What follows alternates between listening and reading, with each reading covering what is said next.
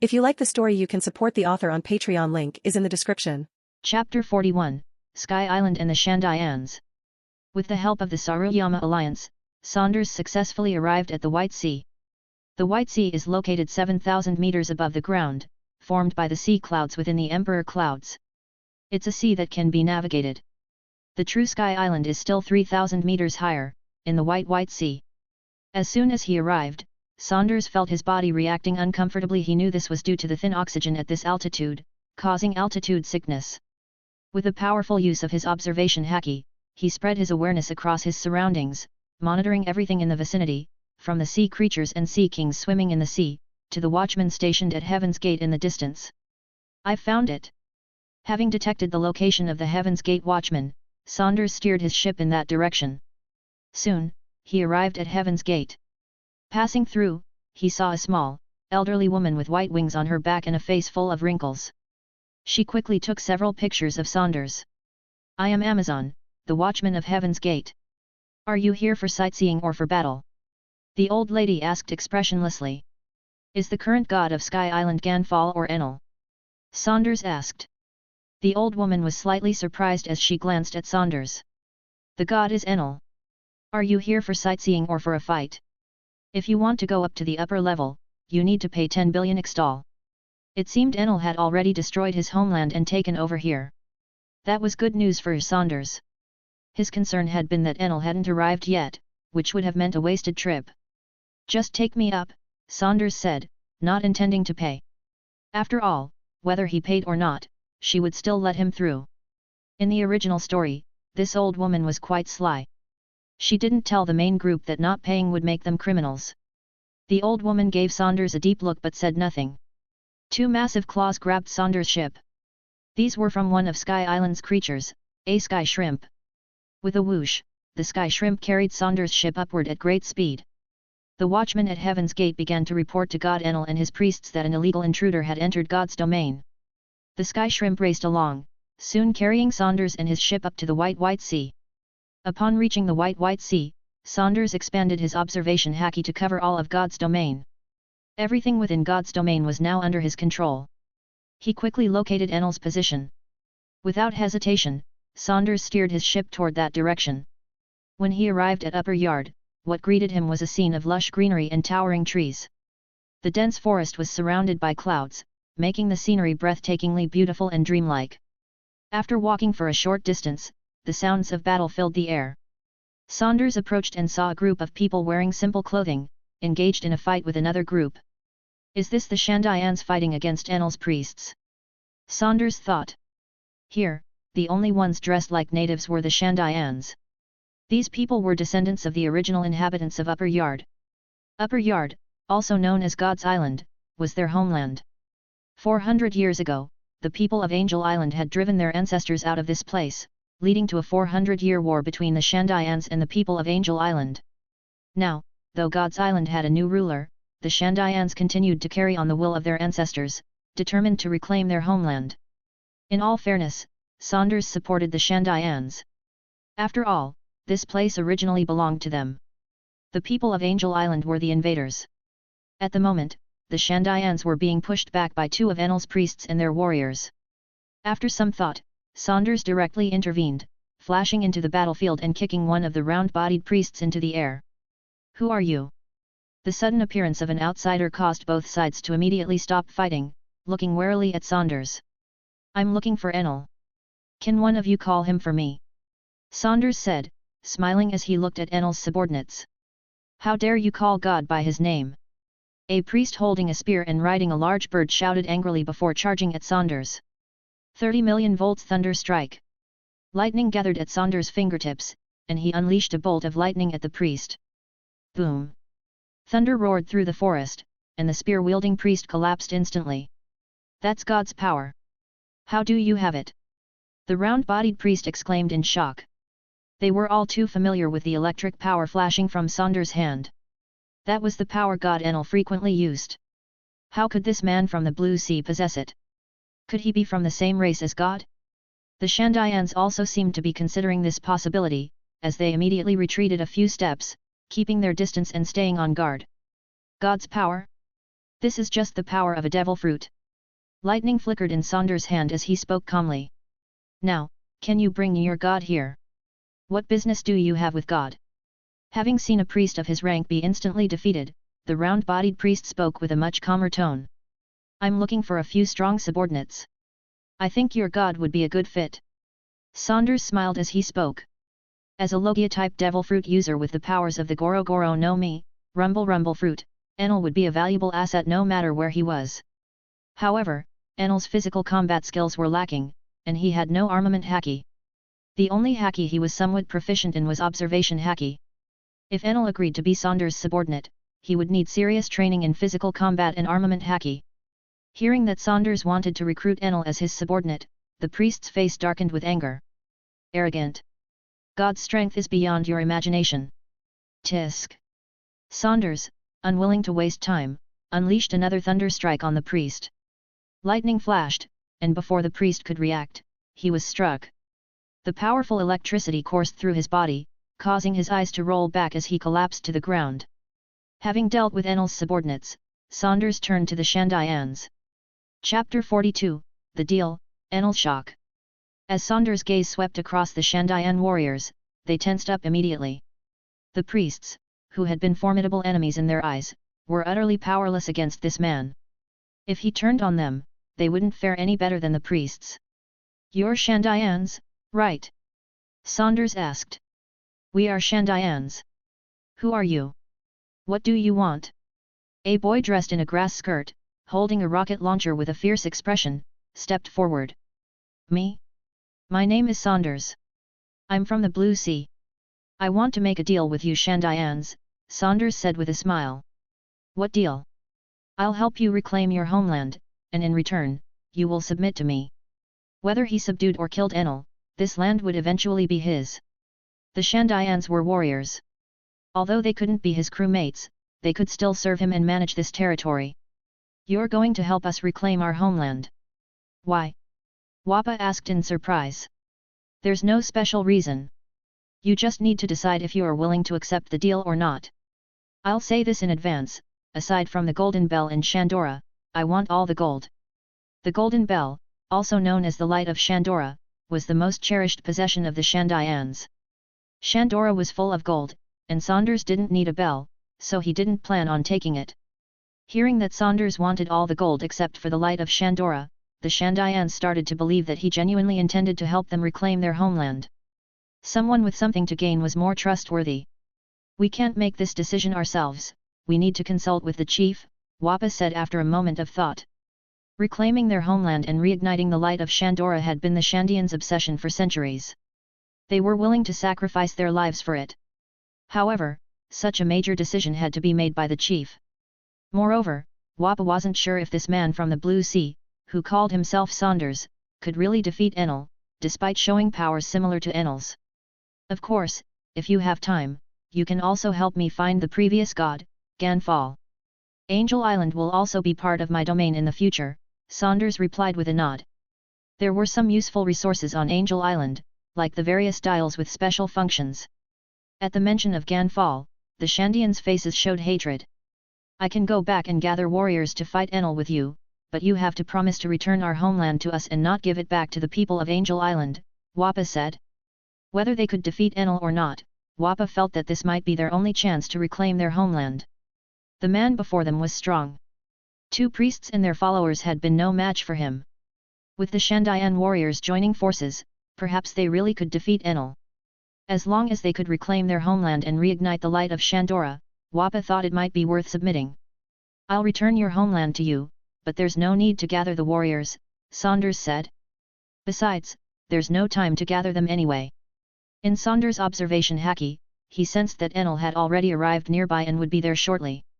This didn't surprise Saunders at all.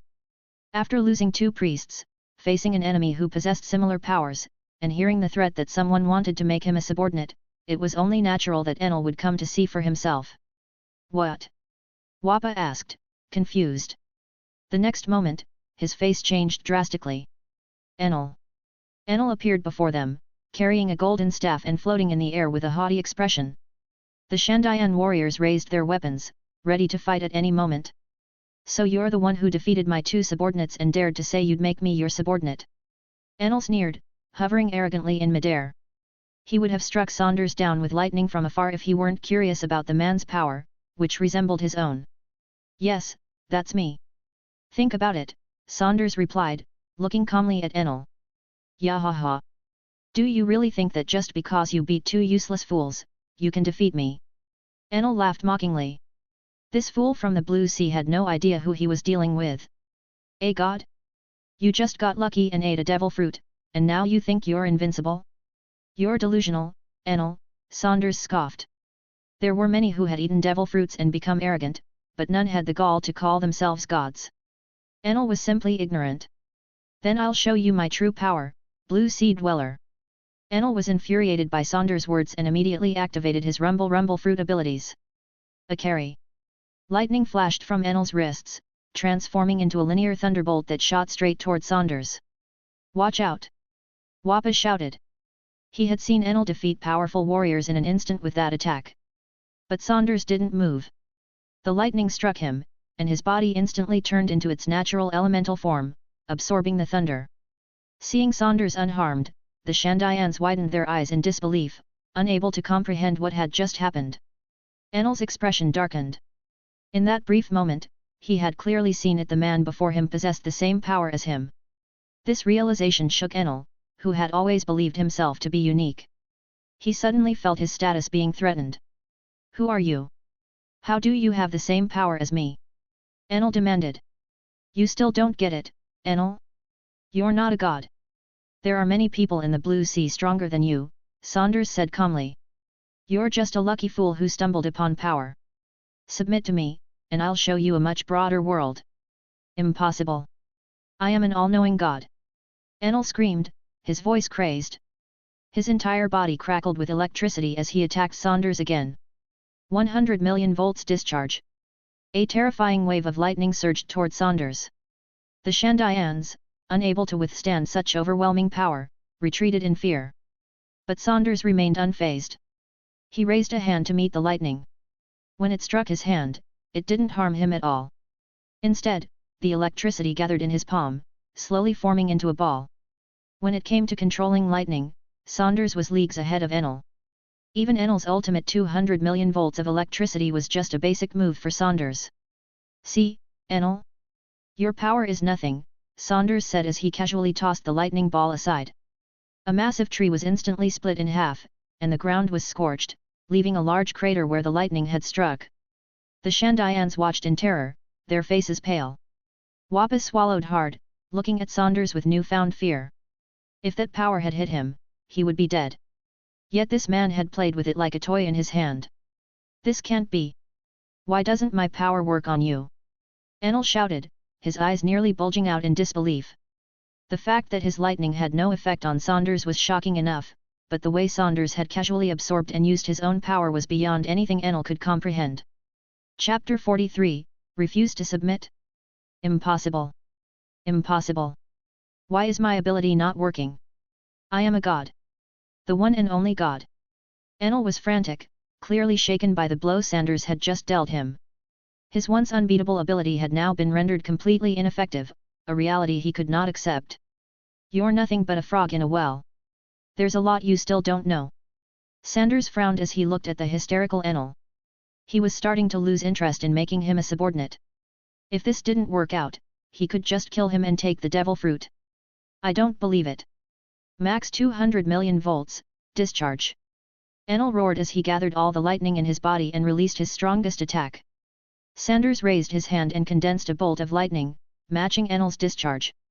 200 million volts, thunder strike. Blinding lightning illuminated the forest, and the terrifying energy lit up the surroundings. Retreat. Whipper's face was full of fear as he shouted, backing away. Is this the power Enel possesses? Whipper was horrified as he watched the terrifying scene unfold in front of him. This god they had long wanted to defeat wielded such earth-shattering power. A monster. This wasn't a power humans could possess. But what shocked Whipper and the Shandians even more was that the person who had proposed a deal with them had the same terrifying power. It was beyond belief. A deafening explosion echoed through the forest. Even though Whipper and the others retreated 1,000 meters away, the shockwave pushed them further back. The explosion also caught the attention of the Skypians on Angel Island. They gazed in confusion toward Upper Yard. Not far from Angel Island, an old man riding an ugly Pegasus also noticed the commotion. It was Ganfall. Are the Shandians attacking Upper Yard? After hesitating for a moment, he urged his Pegasus toward Upper Yard. How could this be? Enel was dumbfounded. His strongest attack had been easily countered by Sanders.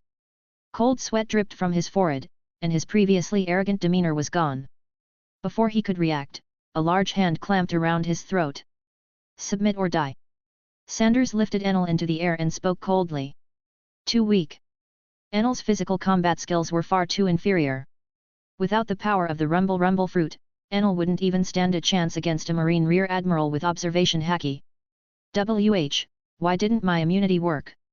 Enel was horrified to find that his invulnerability, which had always protected him, had failed him.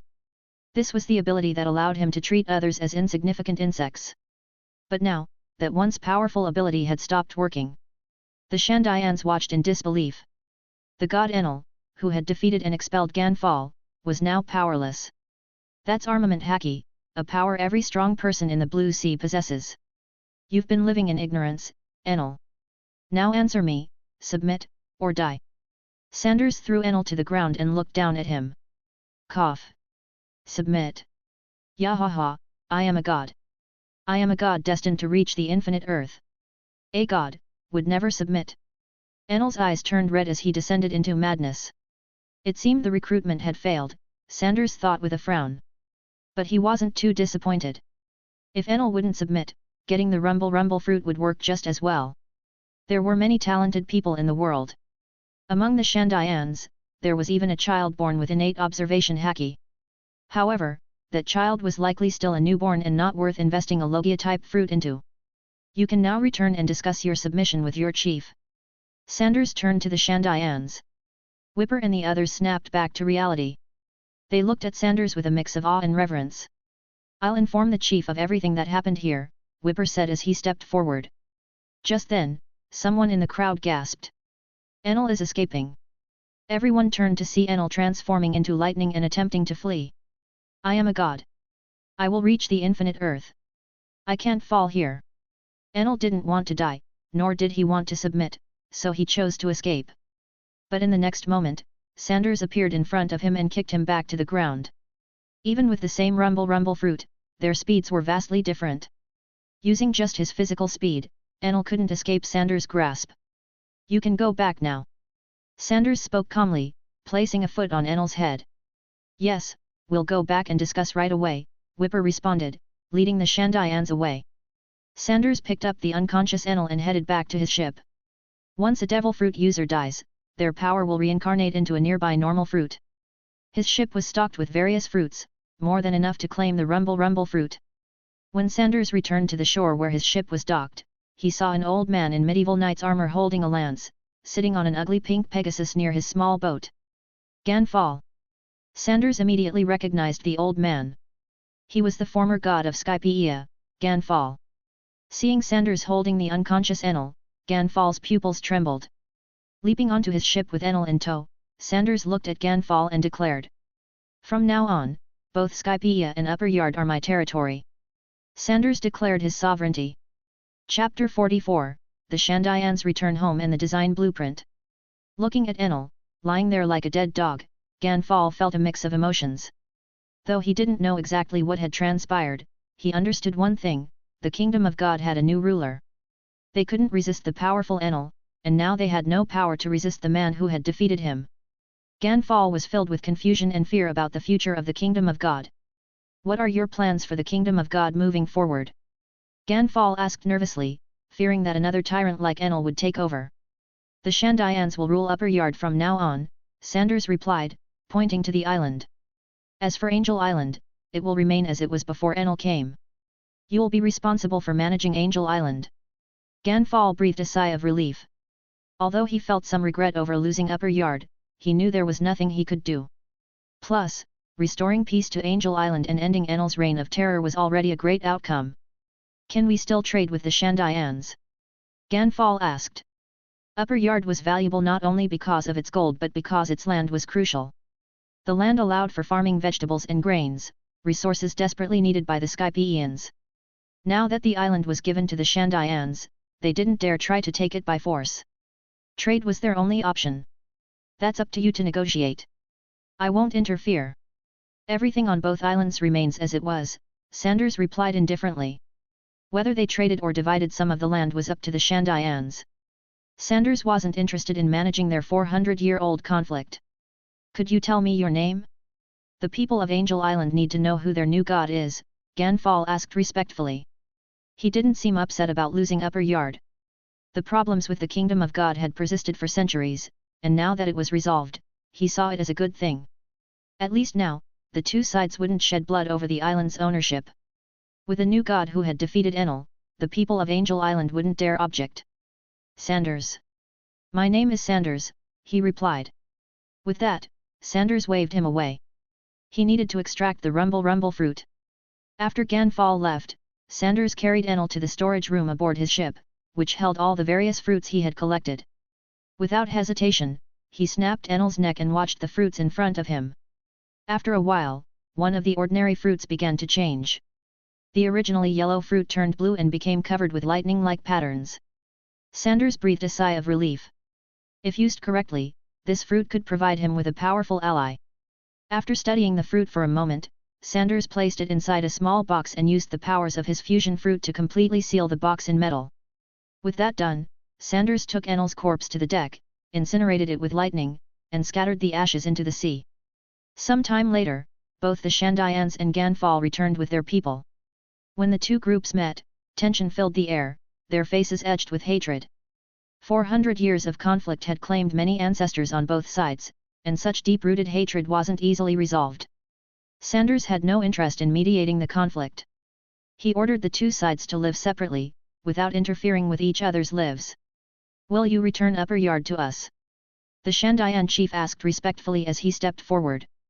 In the Kingdom of God, the title of God was simply a designation for the ruler. Sanders didn't bother correcting their use of the term. Submit to me, and you can return to your homeland. You may also take back the light of Shandora, Sanders replied. Joy spread across the chief's wrinkled face. Thank you for allowing us to return to our homeland. The Shandians are willing to submit. They had no other choice. Whipper and the others had already told the chief about the overwhelming power of the new god.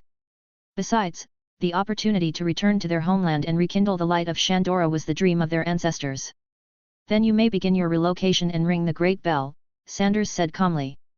The chief trembled with emotion at the thought of returning to their homeland after centuries. Tears streamed down his face, and he nearly knelt in front of Sanders, but Sanders stopped him. He made it clear that he didn't like people bowing to him.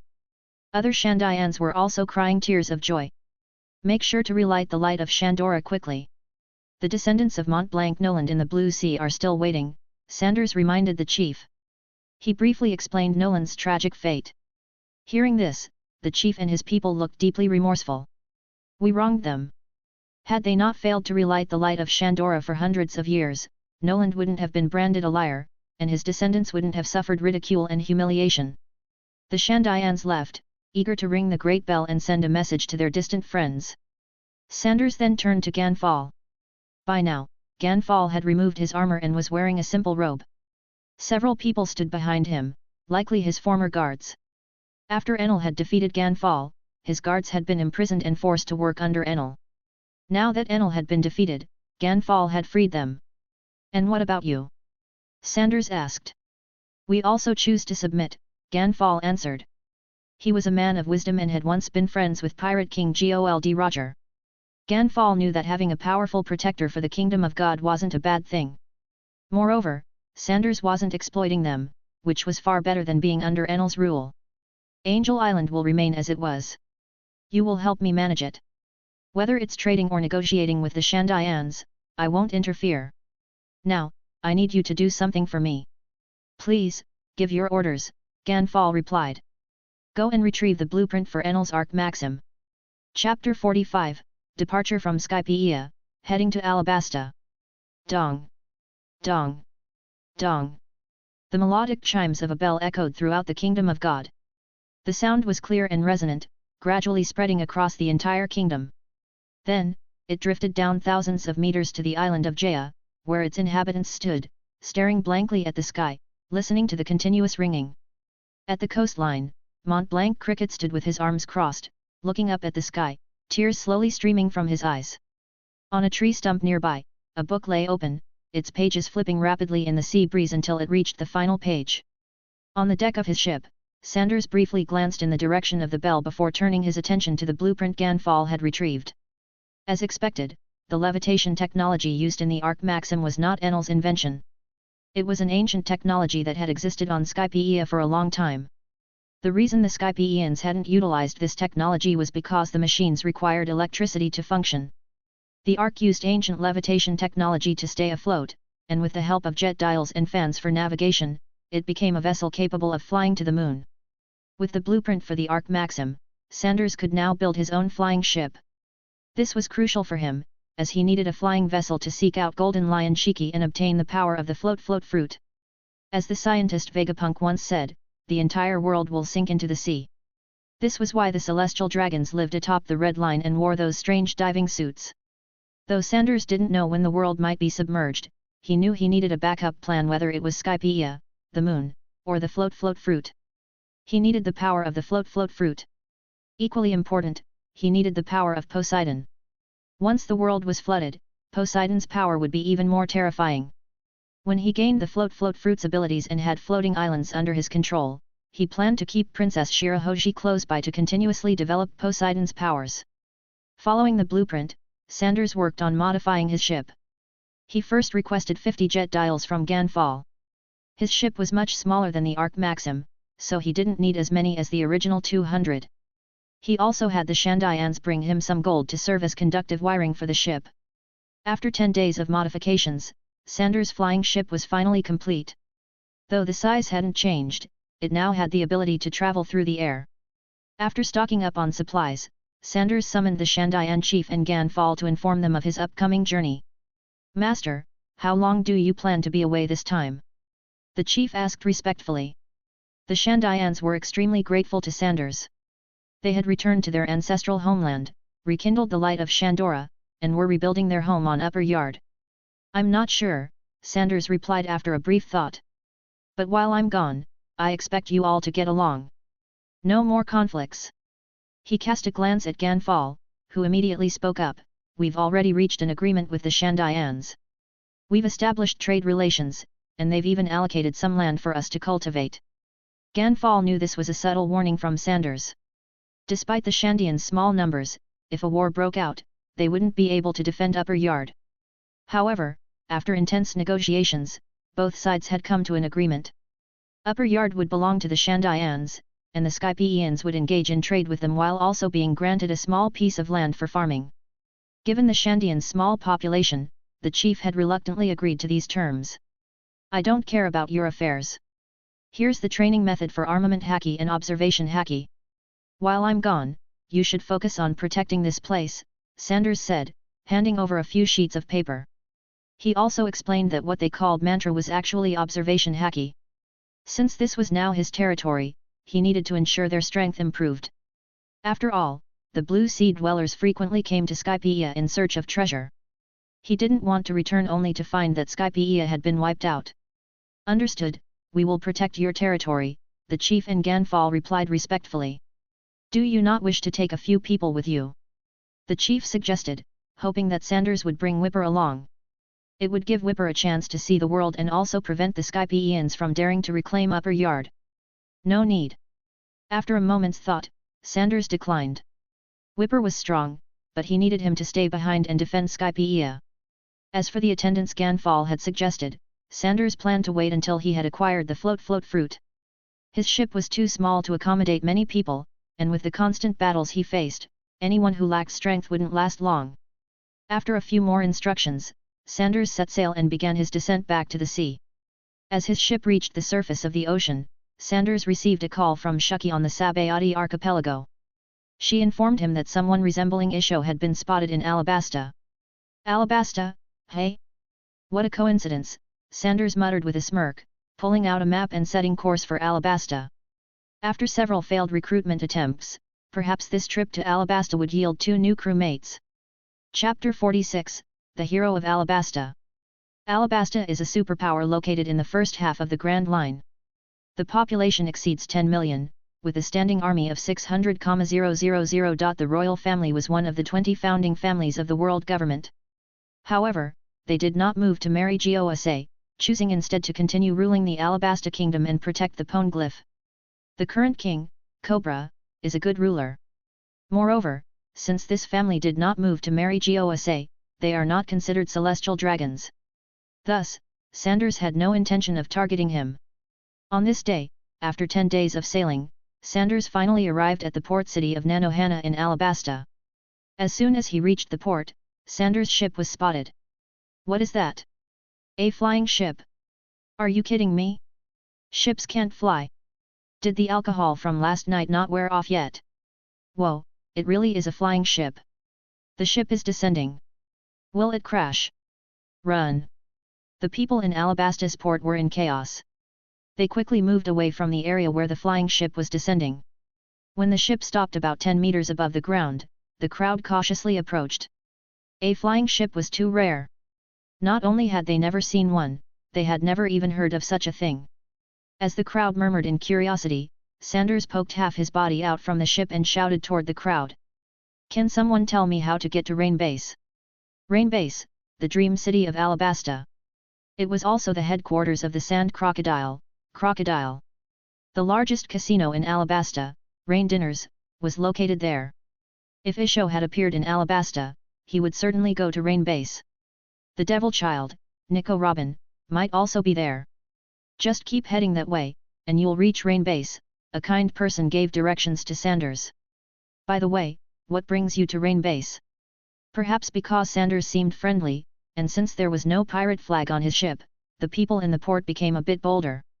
I heard there's a big casino there, and I want to try my luck, Sanders said casually. Oh, really? That's the casino run by Crocodile. I hope you have fun. Crocodile? The warlord of the sea? Sanders asked, feigning curiosity. Yes, that's right. He's a great man. He often helps us deal with pirates.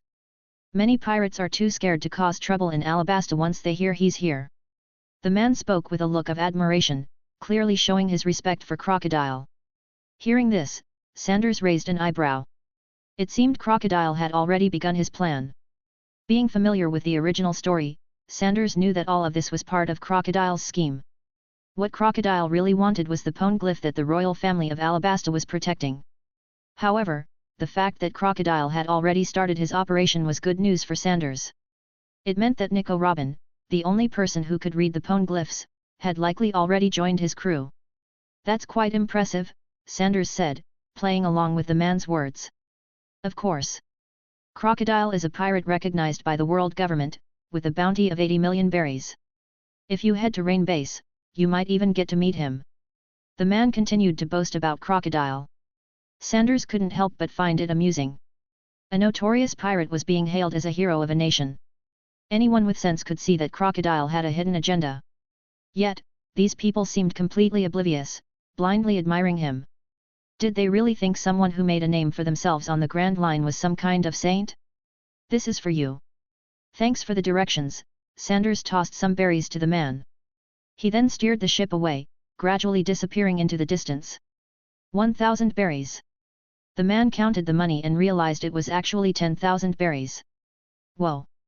You're rich. You better treat us to drinks later. No wonder he's heading to Rain Dinners. He must be some big shot. The people around him were full of envy. Who would have thought that giving directions could earn them 10,000 berries? If they had known, they would have given directions too. No kidding. He's obviously a big shot. Otherwise, why would he have a flying ship? Speaking of big shots, don't you think that guy looked familiar? Now that you mention it, he does seem familiar. One of the men thought for a moment and started rummaging for a newspaper. After searching for a while, he finally found an old newspaper from the corner. When he looked at it, a memory suddenly clicked in his mind, and he began trembling. Hey, what's wrong? Are you sick? A companion patted his shoulder and glanced at the newspaper. Then, A scream erupted. Thor Sanders, a pirate with a bounty of 2.43 billion berries. With that scream, everyone realized that the man who had been talking to them so kindly was none other than a pirate with a bounty of over 2 billion berries. Quick! Notify the king. Sanders is in Alabasta. The port officials, upon learning of the situation, immediately reported it to the higher authorities. No one could predict what kind of destruction a pirate of that magnitude might bring to Alabasta. Meanwhile, Crocodile's men stationed at the port also reported the incident. At the Alabasta Royal Palace, King Cobra sat in a chair, a desk in front of him, busy with state affairs. A young girl with a blue ponytail sat nearby, pouting. She was holding a book and reading it with great interest. At that moment, footsteps echoed in the hallway. The captain of the Royal Guard, Igaram, hurried into the room. Is there something wrong, Igaram? Has another pirate invasion occurred? Cobra looked up with a serious expression. As Alabasta was situated on the Grand Line, pirate invasions were not uncommon. The girl, Vivi, put down her book and looked curiously at Igaram. Your Majesty, we've received news from the port that a notorious pirate has arrived in Alabasta. Igaram reported.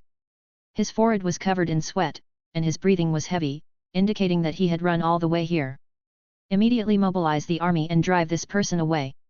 We must ensure the safety of our citizens.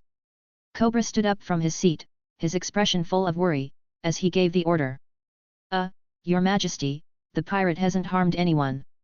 In fact, according to those who spoke with him, he seemed rather friendly. He even gave a citizen 10,000 berries for giving him directions. If we recklessly mobilize the army, it might provoke him. Igaram carefully explained the situation. Oh?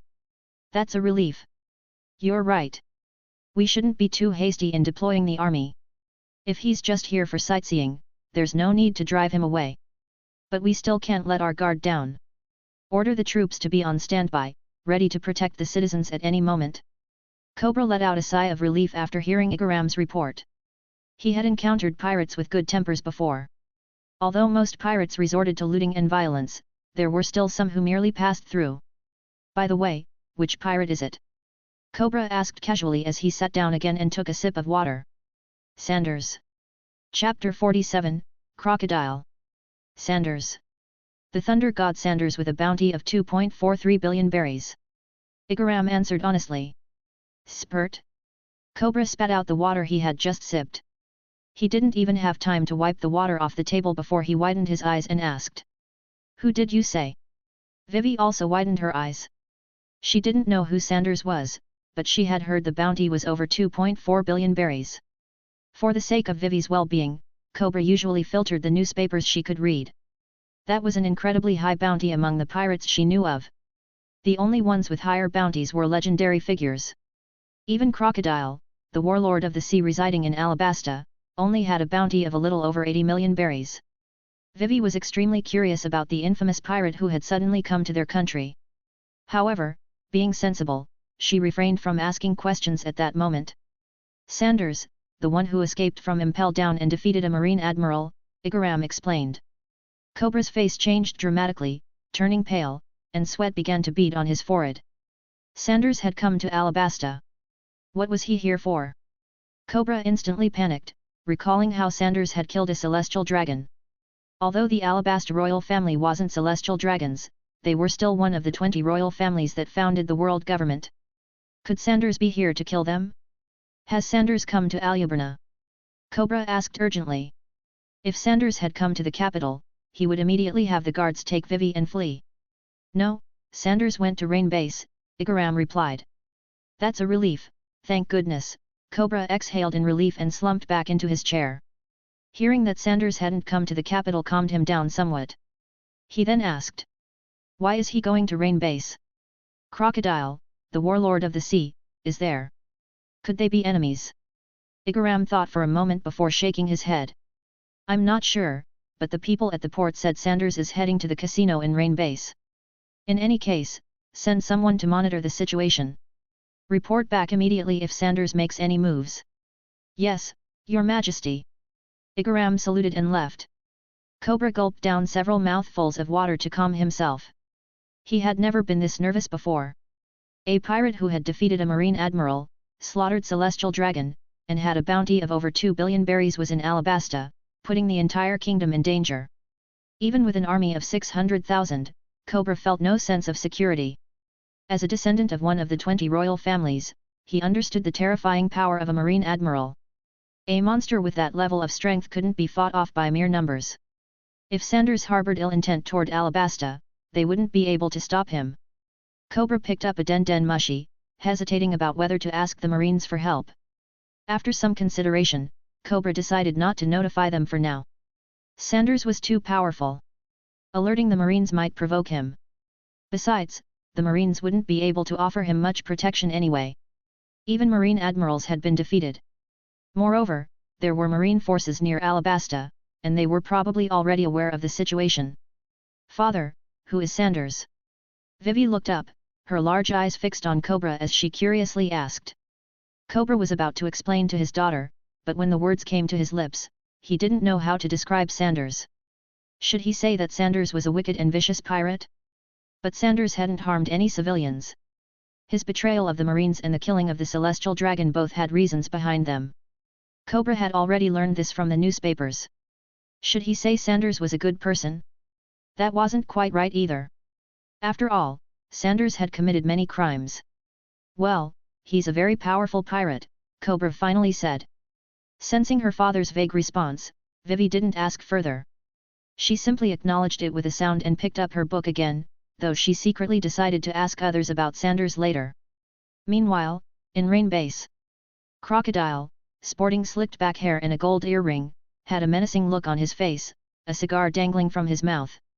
Just a moment ago, he had also received the news of Sanders' impending arrival. He had already stationed spies at the port, a critical location. "Guhahaha, a big shot is coming," Crocodile laughed, though his gaze quickly turned ruthless. "But you'd better not interfere with my plans. Otherwise, I'll weigh whether you really defeated Aokiji." Crocodile showed no fear at Sanders' arrival, still maintaining his air of superiority. "Crocodile-sama, I think it's best not to provoke him," said a woman sitting opposite Crocodile, wearing a sun hat. "Nico Robin, I'm the boss here," Crocodile retorted coldly. Robin chuckled softly but said nothing further. "Nico Robin, could that guy Sanders be here for you?" Crocodile asked. Robin's body stiffened momentarily, but then she smiled and said, "How could that be? No one knows I'm here." Her ability to read the poneglyphs was indeed coveted by many powerful pirates.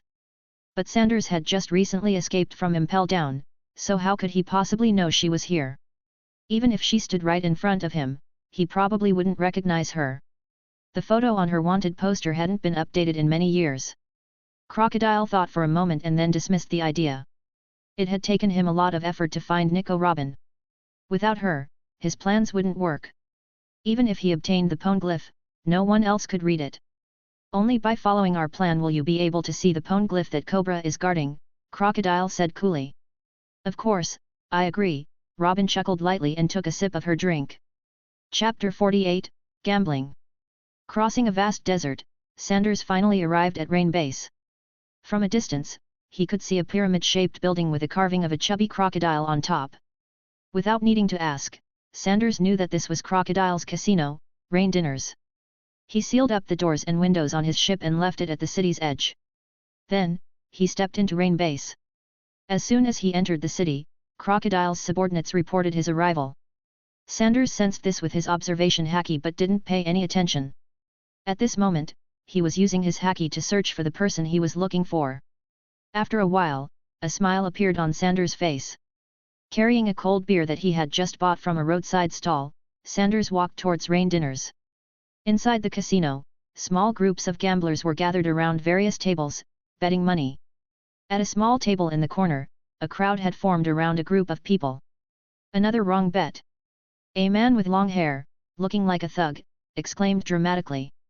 After speaking, he signaled to his companions at the table, who quickly joined in. "Such bad luck! He almost got it." "Yeah, so close." Across from them sat a middle-aged blind man. He was dressed in a purple kimono, had short hair, and 2 deep scars on his forehead. His wide-open eyes were completely white. Upon hearing the others say he had bet wrong again, the man looked regretful. Let's go for another round. This time, I'll bet on white again. The man, like a gambler who had lost everything, placed his chips on the table. Click. The roulette wheel spun. The small ball landed on white, number 18. What is it this time? Please check for me, the blind man asked anxiously. Too bad, it's black, number 15, the long-haired thug said without blinking. Some of the bystanders couldn't stand it anymore and were about to speak up when the thug glared at them fiercely, lifting his shirt to reveal a gun. The onlookers fell silent. Still want to play? The thug asked the blind man. Of course, I'll bet on white again. Go ahead, you might just hit white this time. The blind man shouted, trying to motivate himself. Once again, the wheel landed on white, but the thug remained unmoved, claiming it had landed on black. Then this round, I'll bet on black. Click. Oh no, it's white this time. If you had bet white again, you would have won. I'll bet on white. Missed again, it's black. After several rounds of back and forth, the blind man seemed to grow more anxious with each loss. What's going on today? I'm so unlucky. The man sighed. The long-haired thug patted him on the shoulder with a wicked grin. It's normal, everyone has unlucky days. Who knows, you might get lucky on the next round. You're right. This time, I'll bet all my chips. The blind man pushed all of his remaining chips onto the table with a hearty laugh. The thug was overjoyed, instantly excited. He had been eyeing the mountain of chips in front of the blind man for a while. If this wasn't Crocodile's territory, he would have robbed the man long ago. But this way was even better. He could legitimately win all of the chips. The thug loudly praised the man. Well said. I like people with guts like you. We'll join in your craziness, too. Let's all bet everything for one big round. If you win this one, you take all the chips. Let's do it. A life or death gamble between men. The blind man grinned. Really? In that case, I'll bet on white again. Click.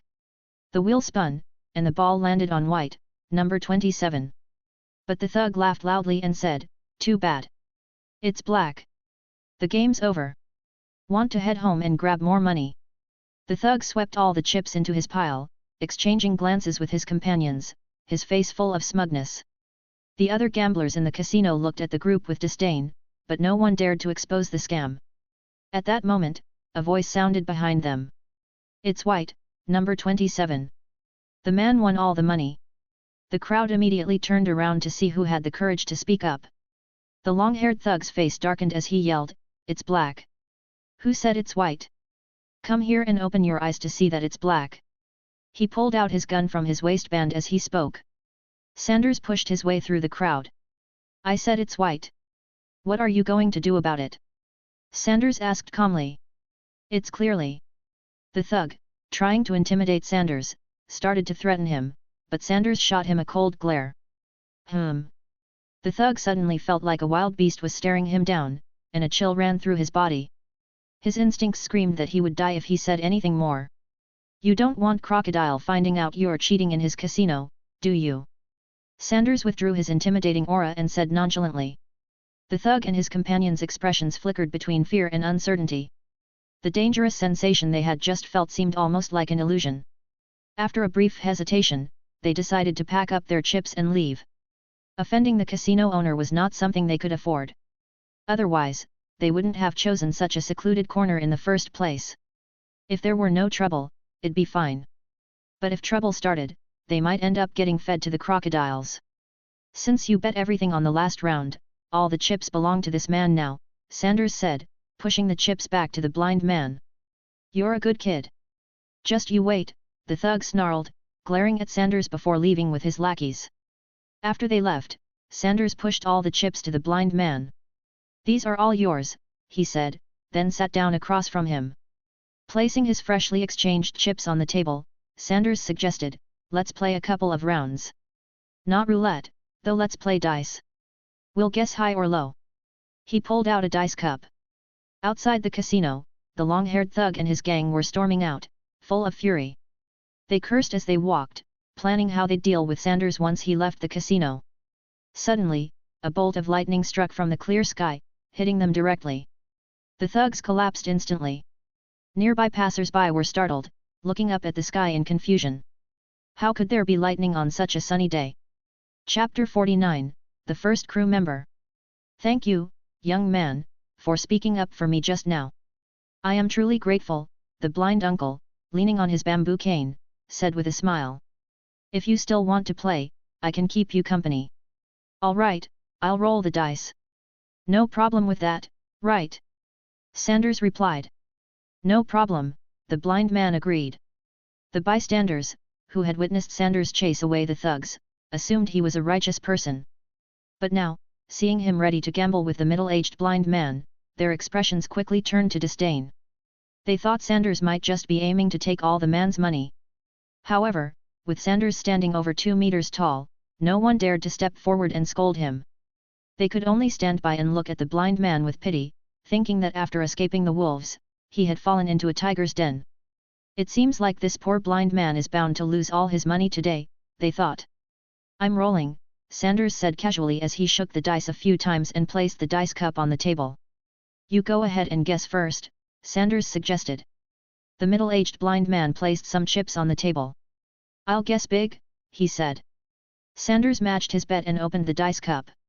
It was big. The crowd turned their attention to Sanders, anticipating that he might cheat. But, to their surprise, Sanders immediately pushed the chips over to the blind man. Let's go again, Sanders said, shaking the dice once more. I'll guess big again, said the blind man. It was big again, and Sanders handed over the chips. They continued. Big, small, big, big. No matter whether it was big or small, the blind man always guessed right. After playing over a dozen rounds, the middle-aged man seemed a bit embarrassed. Why don't you guess first this time? He offered. Sure, Sanders agreed with a nod. Big, small, big, big, small. Out of 5 rounds, Sanders guessed correctly twice. By now, the onlookers had understood the situation. The tall young man standing before them was genuinely gambling with the blind man, relying on pure luck. But it seemed like the blind man had an extraordinary stroke of luck, always guessing right first. And indeed, it was all about luck. Sanders wasn't playing any tricks or using his observation Haki to hear the dice, he was playing fairly. Seeing that there wasn't much excitement to be had, the crowd gradually lost interest and began to disperse. Once everyone had left, Sanders once again let the blind man guess first. The two continued playing a few more rounds, with the blind man winning every time. After a while, Sanders smiled and said, Isho, aren't you cheating a bit by using observation Haki? Isho froze for a moment, then laughed awkwardly. I consider the abilities I possess to be part of the gamble, Isho replied. You seem to know who I am. I do, in a way. It seems you came looking for me, then. What business do you have with me? Isho asked. Rather than answering directly, Sanders posed his own question, what brings you to a warlord of the sea's territory? Just got the itch to play a few rounds. Do you really think I'll believe that? Sanders couldn't help but smirk. There were plenty of casinos in port cities closer by, why would someone come all the way to Rainbase just to gamble?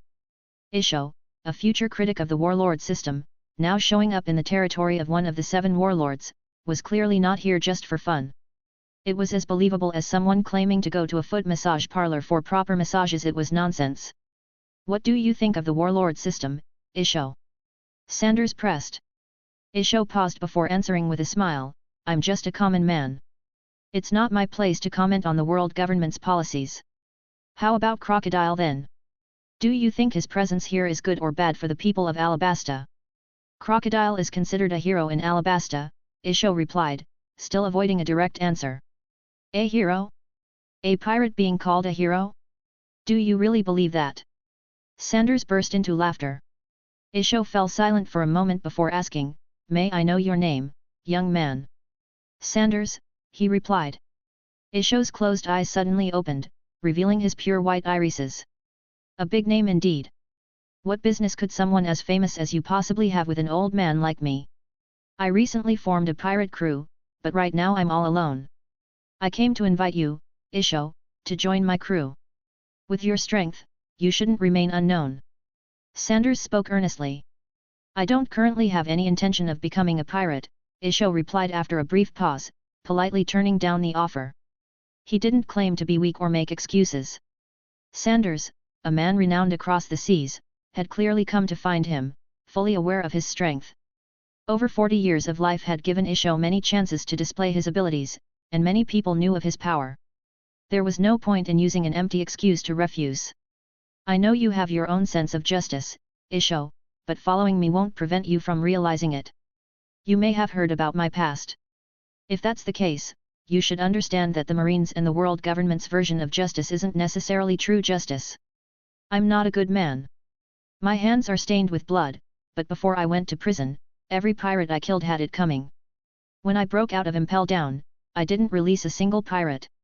Since then, the Marines and government officials I've killed all had it coming too. Sanders spoke calmly. I sympathize with what you've been through, and I agree with your actions, Isho replied without hesitation. He had a strong sense of justice, but that didn't mean he was rigid. From Sanders' perspective, Isho could even understand seeking revenge on the world. I'm only 19 years old. I need someone with a sense of justice to guide me, Sanders continued. At my age, I could end up ruling part of the world for 50 years. If I were to become a tyrant, countless civilians would suffer. Don't you want to save those millions of innocent people, Isho? Sanders valued Isho not just for his strength but also for his sense of justice and concern for civilians' values that aligned with Sanders' own beliefs, shaped by his upbringing. You wouldn't become a tyrant, Isho said with a smile. He understood that Sanders was appealing to his sense of justice to recruit him, but he didn't feel offended. He actually found it amusing. His observation Haki wasn't as advanced as some, unable to read people's innermost thoughts, but it was good enough to give him a sense of a person's nature. And he didn't feel any tyranny from Sanders. People change, Isho. Well, I don't have much of a choice, do I? After all, I did use my observation Haki to win quite a bit of money from you earlier. Isho lowered his head and pretended to think seriously, then, as if making a tough decision, he said, to keep word from spreading that I cheated, leaving me without anyone to gamble with, I'll have to work for you. Captain. Chapter 50, Crocodile's True Motive, Isho's Shock. Hearing Isho's ridiculous reason for joining him, Sanders was stunned at first, but then burst into laughter. Isho also joined in, laughing along with him. The two of them laughed in the middle of the gambling hall at rain dinners, drawing the attention of many onlookers. Mr. Isho, welcome aboard as my crewmate, Sanders said joyfully after a long while. Isho's joining greatly boosted the strength of Sanders' team. Now, even if they went to challenge the Four Emperors' crew, they wouldn't be overwhelmed. With 2 admiral-level fighters, they were naturally a top-tier force on the seas. Even the world's strongest organization, the Marines, only had 5 admiral-level individuals after former Admiral Blackarm Zephyr lost his arm, Sengoku the Buddha, Marine hero Garp, and the 3 current admirals. Captain, just call me Isho, Isho said with a light smile, resting his hands on his bamboo sword. His decades of experience had shown him the filth and corruption of the world, and it was for that reason that he had chosen to blind himself. Now, with someone inviting him, he decided to follow this former Marine prodigy and see just how far the man could go. Uncle Isho, you didn't come here just for gambling, right? Sanders asked, returning to the question he had asked at the beginning. I wanted to see what the 7 warlords of the sea were up to, gambling was just on the side, Isho replied honestly this time. Sanders wasn't surprised at all. After all, Isho's ultimate goal after becoming a Marine admiral was to abolish the warlord system, so he must have already investigated these warlords thoroughly. So, what did you see, Uncle Isho? A terrifying ambition, Isho said slowly. Just as Sanders had mentioned before, a pirate being hailed as a hero for protecting a country, it was obvious that something was wrong. Do you know what Crocodile's goal is, Uncle Isho? Sanders asked, taking a sip of cold beer. Although Crocodile hadn't yet used dance powder to create drought in Alabasta, the heat there was still oppressive. I don't know yet. Crocodile's actions have been very secretive, Isho shook his head. Becoming Alabasta's hero might just be the first step. At this moment, Crocodile was busy promoting himself in the newspapers, while the darker part of his conspiracy was only just beginning. Even if the Marines were to investigate, they likely wouldn't find anything substantial yet. Captain Sanders, do you know something? Isho asked, sensing that Sanders had more information than he was letting on. Since Sanders had sought him out and knew of his strength, it seemed likely that Sanders had other reasons for coming to Alabasta besides recruiting him. "Uncle, have you heard of the ancient weapons?" Sanders asked instead of answering directly. Isho's expression shifted slightly. "Poseidon, Pluton, Uranus, the three ancient weapons from ancient times, said to have the power to destroy the world, weapons that were once revered as gods. Crocodile's goal in Alabasta is to obtain one of those ancient weapons. Pluton, the most feared warship in shipbuilding history, said to have the power to destroy entire islands with a single strike. Of course, taking control of this land is also one of his objectives," Sanders explained, revealing Crocodile's grand ambition. "How terrifying!" Isho's face displayed a look of shock. He had suspected Crocodile was plotting something in Alabasta, but he hadn't imagined that it involved such a shocking conspiracy. "So, are you here to fight for Pluton as well, Captain Sanders?" Isho asked. "No," Sanders shook his head. "Pluton isn't in Alabasta. What's here is a poneglyph that records its location, guarded by the royal family of Alabasta for generations. That's what Crocodile is after." "A poneglyph?" Isho muttered, puzzled. Even if Crocodile gets his hands on the poneglyph, he wouldn't be able to read the ancient script, right? Isho had heard of the poneglyphs before, but the writing on them was ancient and indecipherable to most people. "He can't, but there's someone who can," Sanders explained. "The survivor of O'Hara's destruction, a woman with a bounty of 79 million berries, demon child Nico Robin. She's the only person in the world who can read the ancient script." In reality, Sanders himself could decipher the poneglyphs using his ability to simulate all things, but he left that part unsaid. Isho silently processed what Sanders had told him. If Crocodile was already after the poneglyphs of Alabasta, then it was highly likely that Nico Robin had joined forces with him. Isho's expression grew more serious. If Crocodile succeeded in obtaining Pluton, who knows how much chaos he would cause? How many innocent people would die in the ensuing turmoil? "Captain, have you come here for the poneglyph and Nico Robin?" Isho asked. A pirate with a bounty of over 2 billion berries who was also an enemy of the world government. Someone like Sanders wouldn't be indifferent to such information. Isho himself didn't want Pluton to fall into the hands of an ambitious pirate. However, now that he had joined Sanders' crew, he felt it would be safer if such a power was in their hands. At the very least, he could offer advice on how to handle it.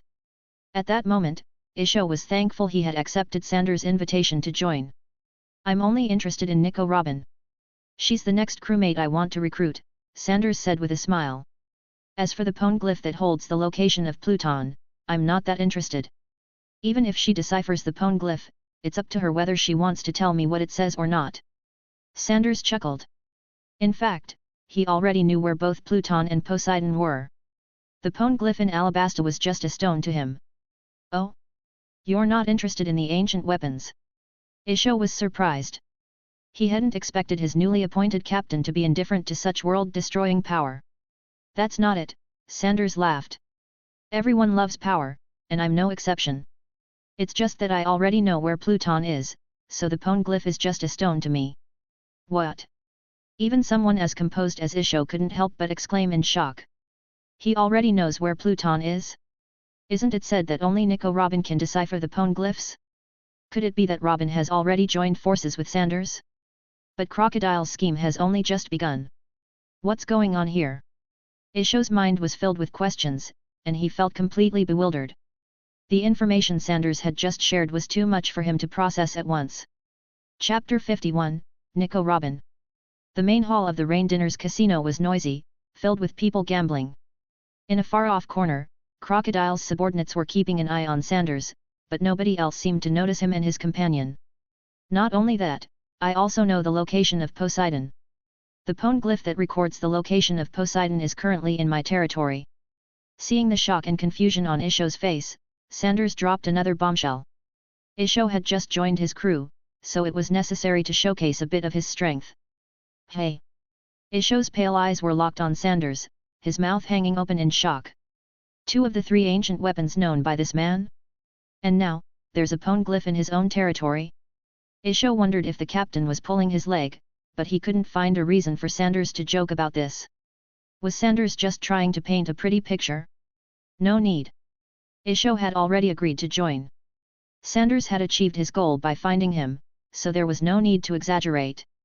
Moreover, Isho felt Sanders knew far too much. He knew about Isho's strength, his name, Crocodile's conspiracy, and now 2 of the ancient weapons. If he remembered correctly, the captain had only broken out of Impel Down a few months ago. How could he possibly know so much? Pirates from Impel Down? But if those pirates knew such secrets, they could have easily bargained with the world government to be set free. I have other ways of knowing these things. My purpose here is only to recruit you and Nico Robin. Sanders smiled as he spoke. It's truly an honor to join such a team, Isho said, sighing in admiration. If he had joined out of mere curiosity before, now his interest in the captain was genuine. So now we're off to meet the next crew member, Captain. Of course, Sanders said as he stood up. Facing a powerful warlord of the sea for your first pirate battle is truly a rough start to life as a pirate. Isho chuckled lightly as he picked up his bamboo sword and stood as well. Recruiting Nico Robin would undoubtedly mean confronting Crocodile, the sand crocodile himself. Crocodile certainly wouldn't let someone as valuable as Nico Robin, who could read the poneglyphs, walk away. Whether or not Sanders could convince her to join would depend entirely on his abilities. The 2 of them walked deeper into rain dinners. At the same time, Crocodile was listening to a report from his subordinates. They were in a huge conference room, with a long rectangular table in the middle. Crocodile sat at the head, while the rest of Baroque works gathered around him. Despite his arrogance, Crocodile had no choice but to take Sanders' sudden visit seriously. You're telling me Sanders has just been gambling with some blind middle-aged man? Crocodile asked in surprise. Yes, Mr. Crocodile, sir. They've been gambling and chatting, but we couldn't hear what they were saying. I didn't dare get too close either. Oh, and those thugs from before? They were struck by lightning just outside rain dinners. Lightning. That must be the power of Sanders' rumble fruit, Nico Robin said softly from beside him. Crocodile snorted but didn't reply. The rest of Baroque Works agents looked uneasy. A pirate with a 2.4 billion bounty, and a powerful Logia fruit user at that. If a battle broke out, could their boss stand a chance?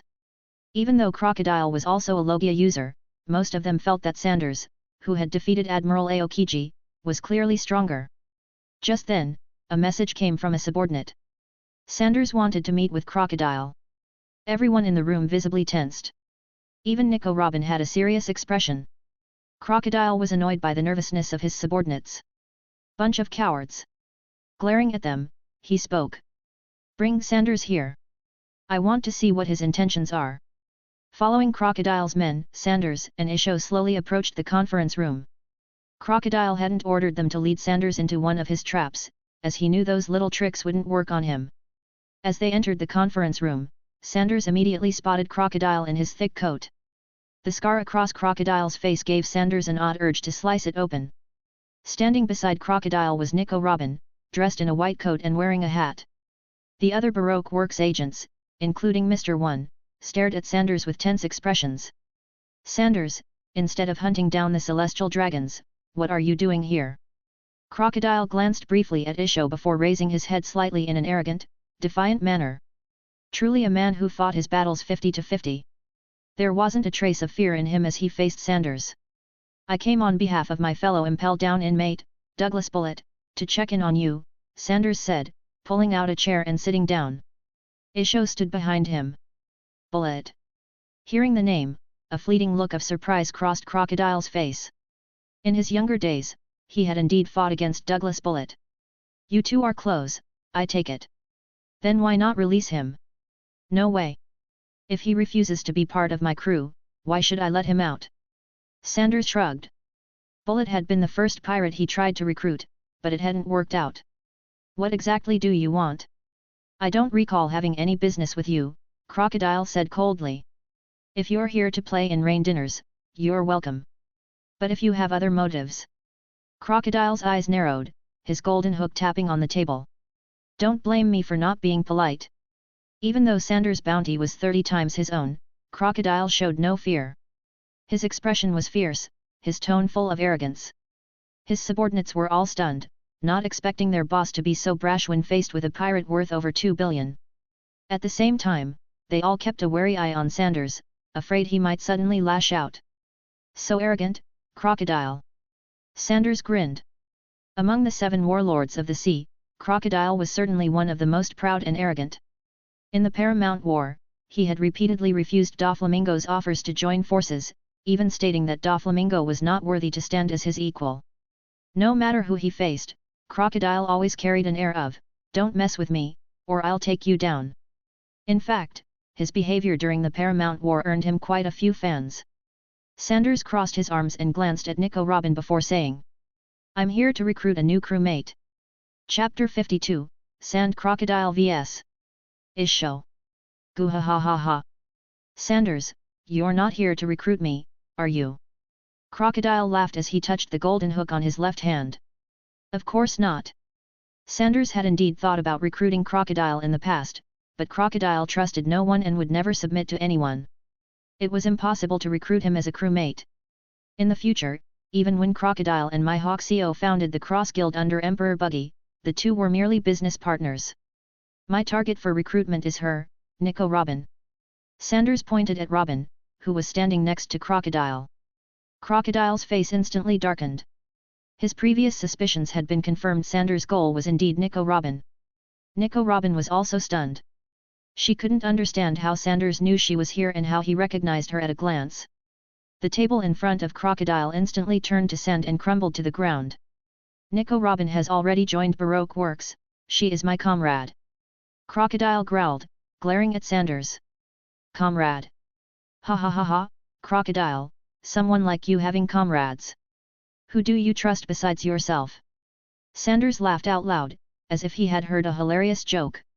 He pointed at the members of Baroque Works standing behind Crocodile and said, "They're nothing but your subordinates, your tools." Crocodile took a drag from his cigarette and glared at Sanders, then instantly disappeared from his chair. The next moment, he appeared in front of Sanders, his golden hook swinging toward him. Clang! Isho appeared in front of Crocodile, using his bamboo sword to block the golden hook and forcing Crocodile back. "Don't interrupt the captain while he's recruiting a new crewmate, Crocodile." Seeing that Isho had stopped Crocodile, the lightning on Sanders' hands faded away. "Hey? So this is your crewmate, Sanders? A blind man?" Crocodile sneered. "Not being able to see can be a blessing." Isho smiled gently. "Crocodile, why so eager to fight? You want to know where Pluton is? I'll tell you." Sanders stood up from his chair, casually revealing Crocodile's secret plans. The members of Baroque Works were left wide-eyed, shocked at what Sanders had just said. Even Crocodile looked surprised, glancing suspiciously at Nico Robin and the rest of his subordinates. Only they knew about his true goal. He suspected someone had betrayed him. "Stop looking, Crocodile, no one betrayed you," Sanders said, reading Crocodile's mind. "So, you're here to steal Pluton as well?" Crocodile's eyes narrowed dangerously, his right hand starting to turn to sand, ready to strike at any moment. "Pluton isn't here. I'm only here to recruit Miss Robin. Besides, do you really think she'd tell you where Pluton is after reading the poneglyph?" Sanders said. Neither Crocodile nor Nico Robin trusted each other. Robin's face showed a bit of panic, as if her secret had been exposed. Crocodile remained expressionless, "And you think she'd tell you after reading it?" "As I said, Crocodile, if you want to know where Pluton is, I can tell you." Sanders smiled calmly. "The only question is, do you have the guts to take it from a Yonko?" Pluton was in Wano. Currently, Wano was under the control of Kaido of the Beasts. Even if Crocodile could find Pluton, there was no way he could take it out of there. Crocodile narrowed his eyes, considering what Sanders had said. To take Pluton, one would have to face a Yonko.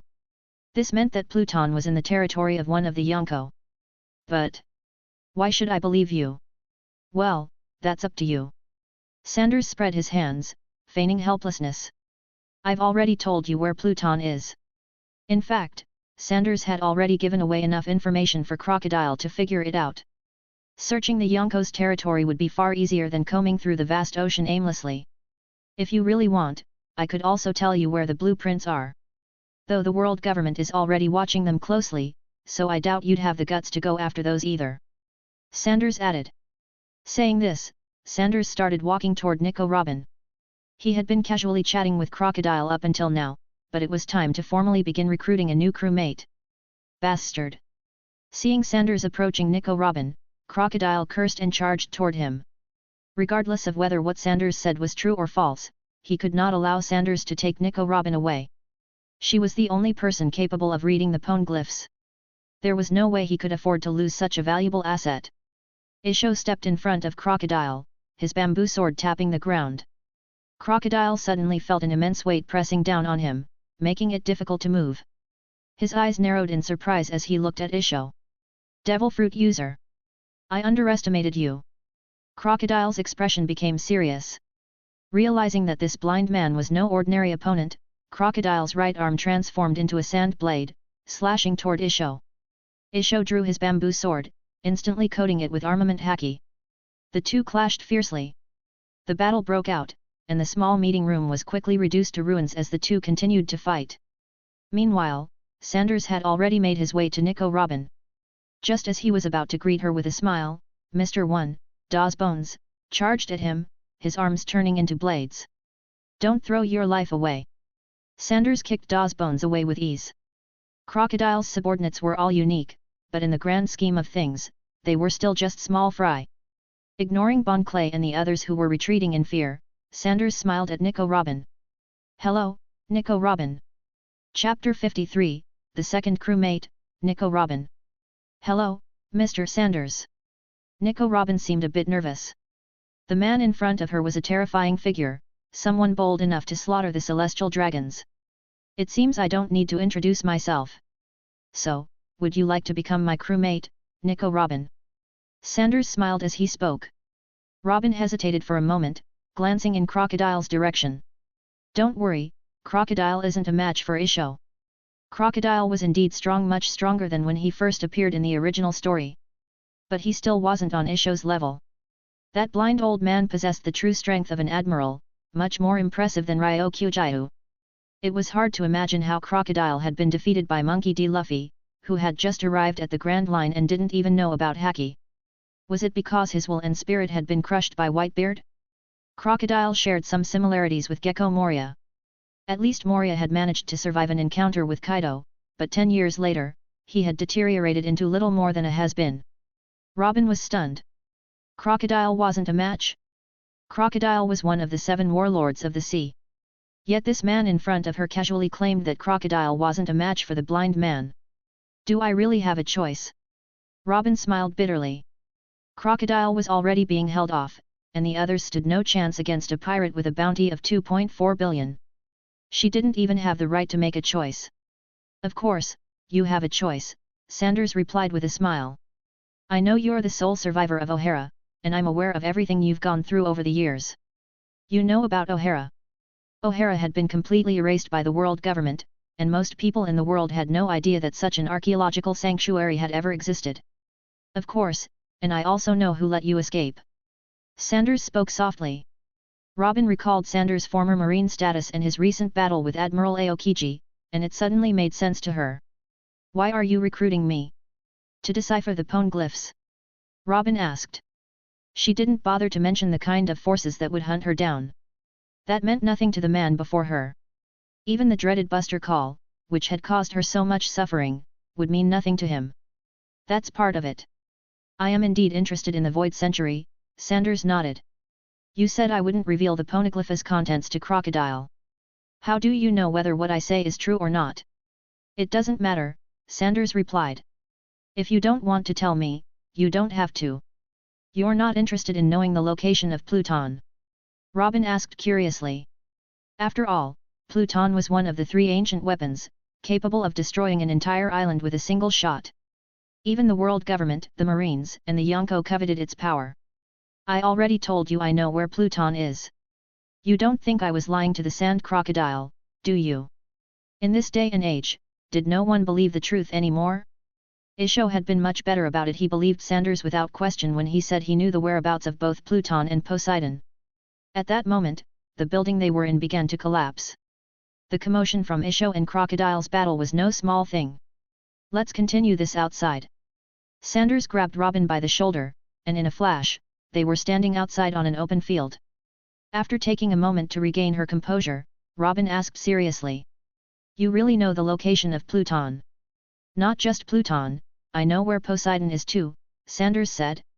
I even have the poneglyph that records the location of Poseidon in my possession. Robin's eyes widened in shock. She hadn't expected that not only did Sanders know the location of Pluton, but he also knew about Poseidon, one of the 3 ancient weapons. And he had a poneglyph? Just who was this man? If what he said was true, how many secrets did he hold? Could he read the poneglyphs too? If you want proof that I know, I can take you to see the poneglyph guarded by the royal family of Alabasta. Sanders said casually. Alabasta's army of 600,000 sounded intimidating, but it wouldn't be a problem for him. If push came to shove, he could sneak in and see it for himself. He already knew where the poneglyph was stored. Have you made your decision, Nico Robin? If you become my crewmate, you'll be free to live your life as you choose. You'll be able to pursue your dream of deciphering the poneglyphs and uncovering the history of the Void Century. You'll be able to tell the world, under the name Nico Robin, that O'Hara once existed. You won't have to live under an alias, constantly hiding and running.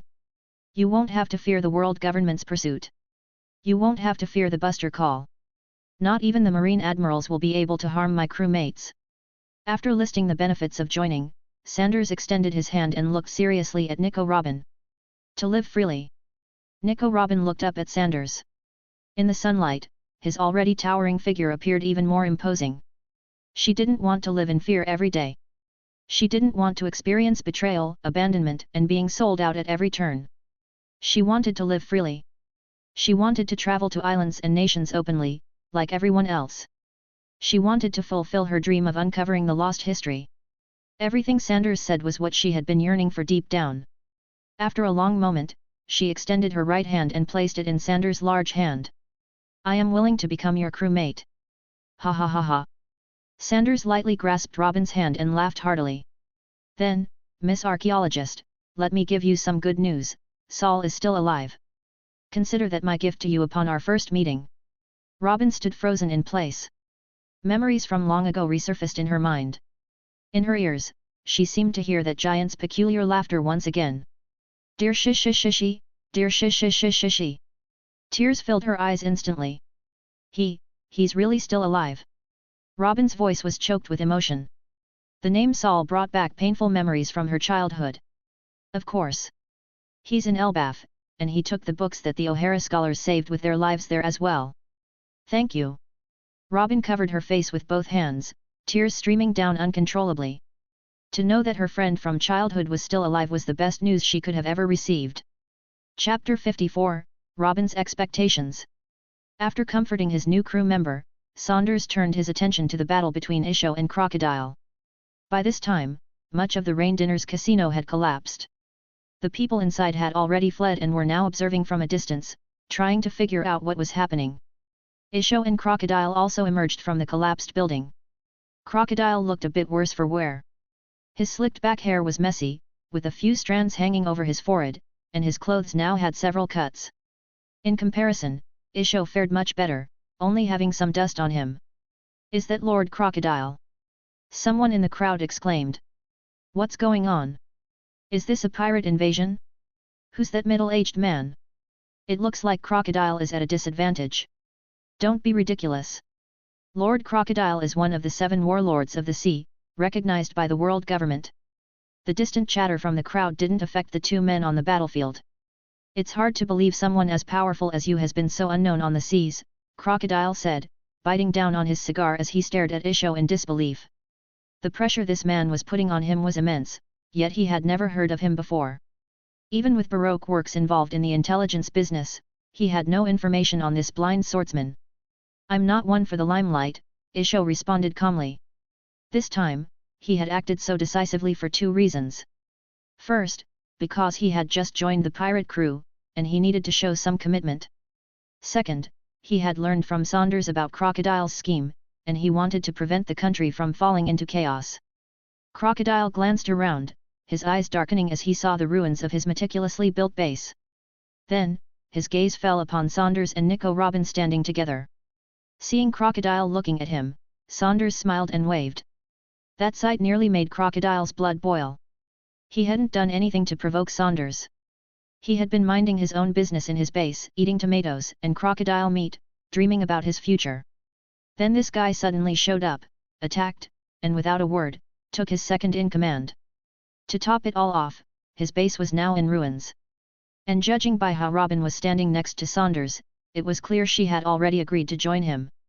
Crocodile's ambitions and plans were shattered in an instant. Furious, he felt like throwing Saunders into a crocodile pit to be eaten alive. "Why are you, with such strength, serving under a brat like Saunders?" Crocodile asked Isho. Crocodile was almost 40, so it wasn't out of place for him to refer to Saunders as a brat. "Join forces with me. We can run Baroque works as equals, and once we get our hands on Pluton, becoming the Pirate King will be within reach," Crocodile offered. Hearing this, Saunders almost burst out laughing. It had taken him a lot of effort to convince Isho to join his crew. In fact, Isho hadn't wanted to be a pirate at all. Crocodile thinking he could recruit him was absurd.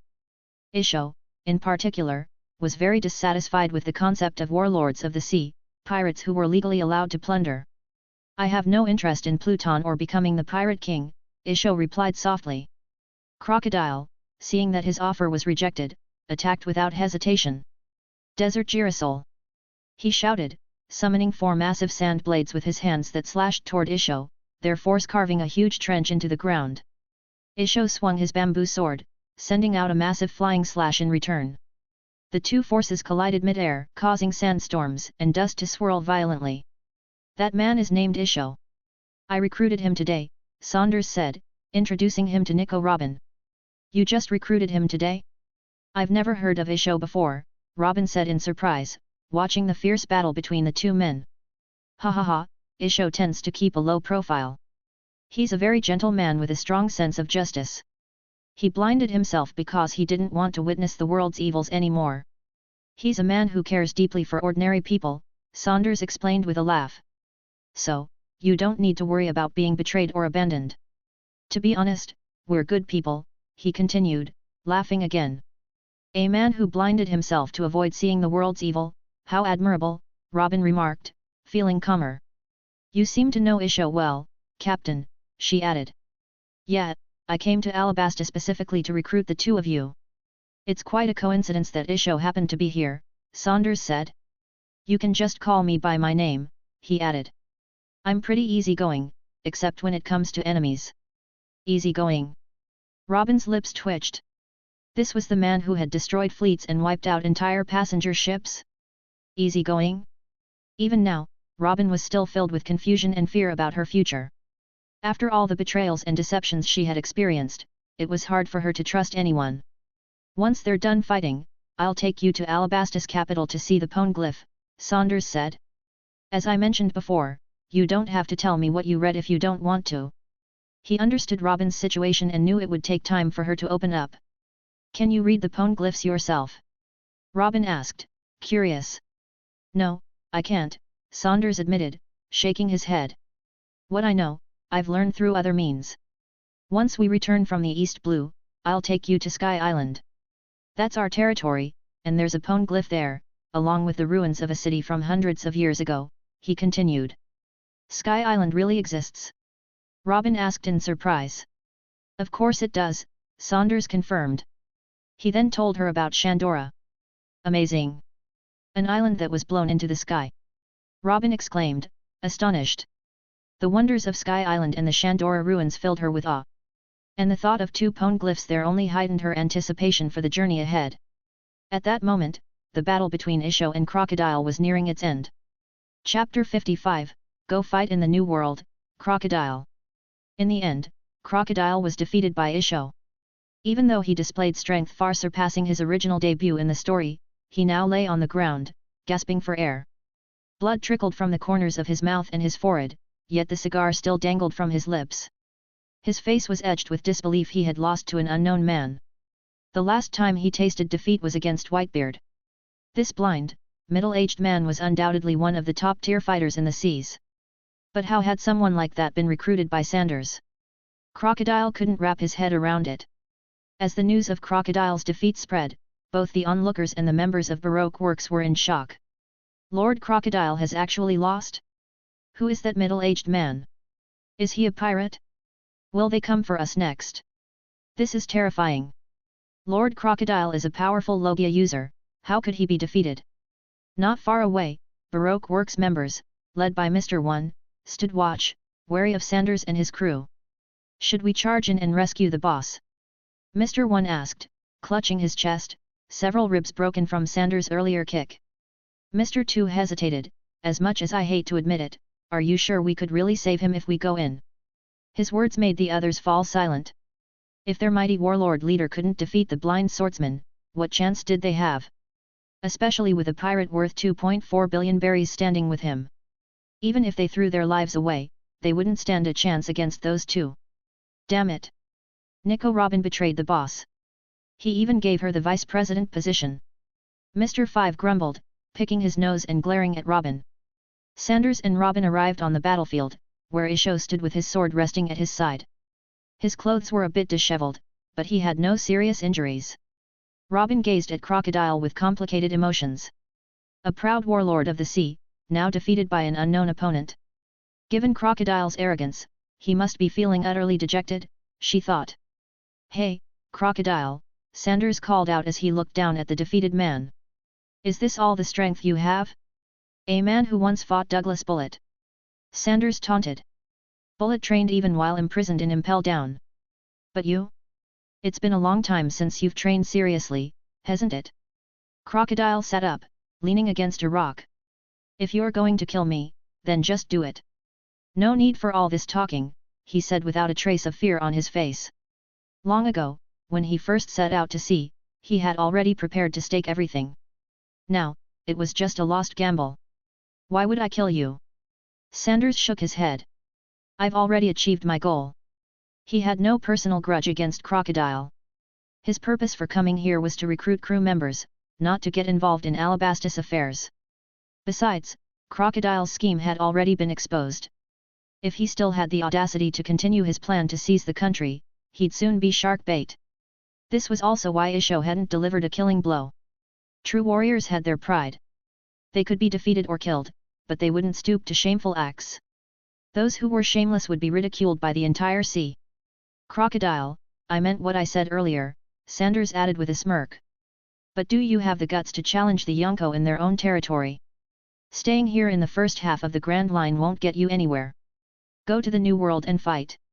You can't dream of being Pirate King if you can't even take on the Yonko. Don't tell me Whitebeard broke your spirit. Sanders sneered. If that's the case, you might as well retire and wait for death. Why bother calling yourself a pirate anymore? Sanders clearly wanted to provoke Crocodile into going to the New World. A Logia fruit user, still hanging around the rookie village. How unfriendly to the newbies of the sea, Sanders mocked. Crocodile, veins bulging on his forehead, glared fiercely at Sanders. You damned bastard! His loss to Whitebeard had made him realize the gap between their powers, which was why he tried to compensate with external means. But now, before his plan had even begun, it was shattered. Let's go, Sanders said casually, ignoring Crocodile's menacing gaze, and motioned for Isho and Robin to leave. After they departed, Crocodile's subordinates rushed over, worry etched on their faces. Boss, are you all right? Mr. 2 helped Crocodile up. I'm fine. So, what do we do next? Continue building our ideal kingdom. Mr. 5 asked. Once I've healed, we're going to the New World. Crocodile growled, still holding his cigar, rage boiling inside him. Hey! Why are you just standing there? Go prepare a big ship. Crocodile barked at his subordinates. Useless fools, they were of no help at all. He had indeed slacked off recently, in the past, he would never have lost so quickly. He needed to set sail again, head to the New World. Only through constant battle could he grow stronger. The first half of the Grand Line had become too comfortable. There were always more powerful fighters emerging on the seas, and it wouldn't be long before another rookie came to defeat him. He never wanted to experience the humiliation of earlier again. He wouldn't become anyone's stepping stone. Besides, he needed to find out if the Pluton was really in the Yonko's territory. Just wait, Sanders. I'll come for you. Crocodile muttered, staring in the direction they left. At the outskirts of Rain Base, Sanders, Isho, and Robin walked leisurely toward the city's edge. When Crocodile mentioned going to the New World, a smile crept onto Sanders' lips. He glanced at Isho. Now you can relax, right? Sanders said. Isho, whose observation Haki was also exceptional, had overheard Crocodile's words. He nodded with a smile. With Crocodile heading to the New World, there would no longer be any danger of Alabasta falling into chaos. Are we really not going to take some camels and bring water? Robin asked, her face full of concern. Just earlier, Captain Sanders had declined the idea of riding camels and carrying water. Robin found this worrisome, knowing that the journey to the capital wasn't short, and without water, they could die of thirst. No need, we have everything on the ship, Sanders replied nonchalantly. On the ship? Robin asked, puzzled. But the port is quite far away, and aren't we heading to Alabasta's capital? Her expression grew more skeptical as she felt her captain might be a bit unreliable. You'll see soon enough, Sanders smiled mysteriously as they headed toward the ship's location.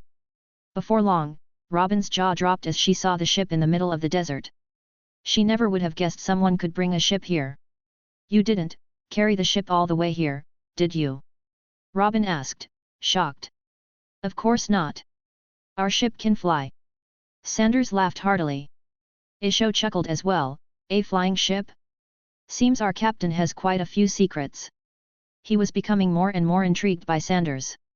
Robin felt the same, Sanders was growing more mysterious to her, like a figure shrouded in mist, just out of reach.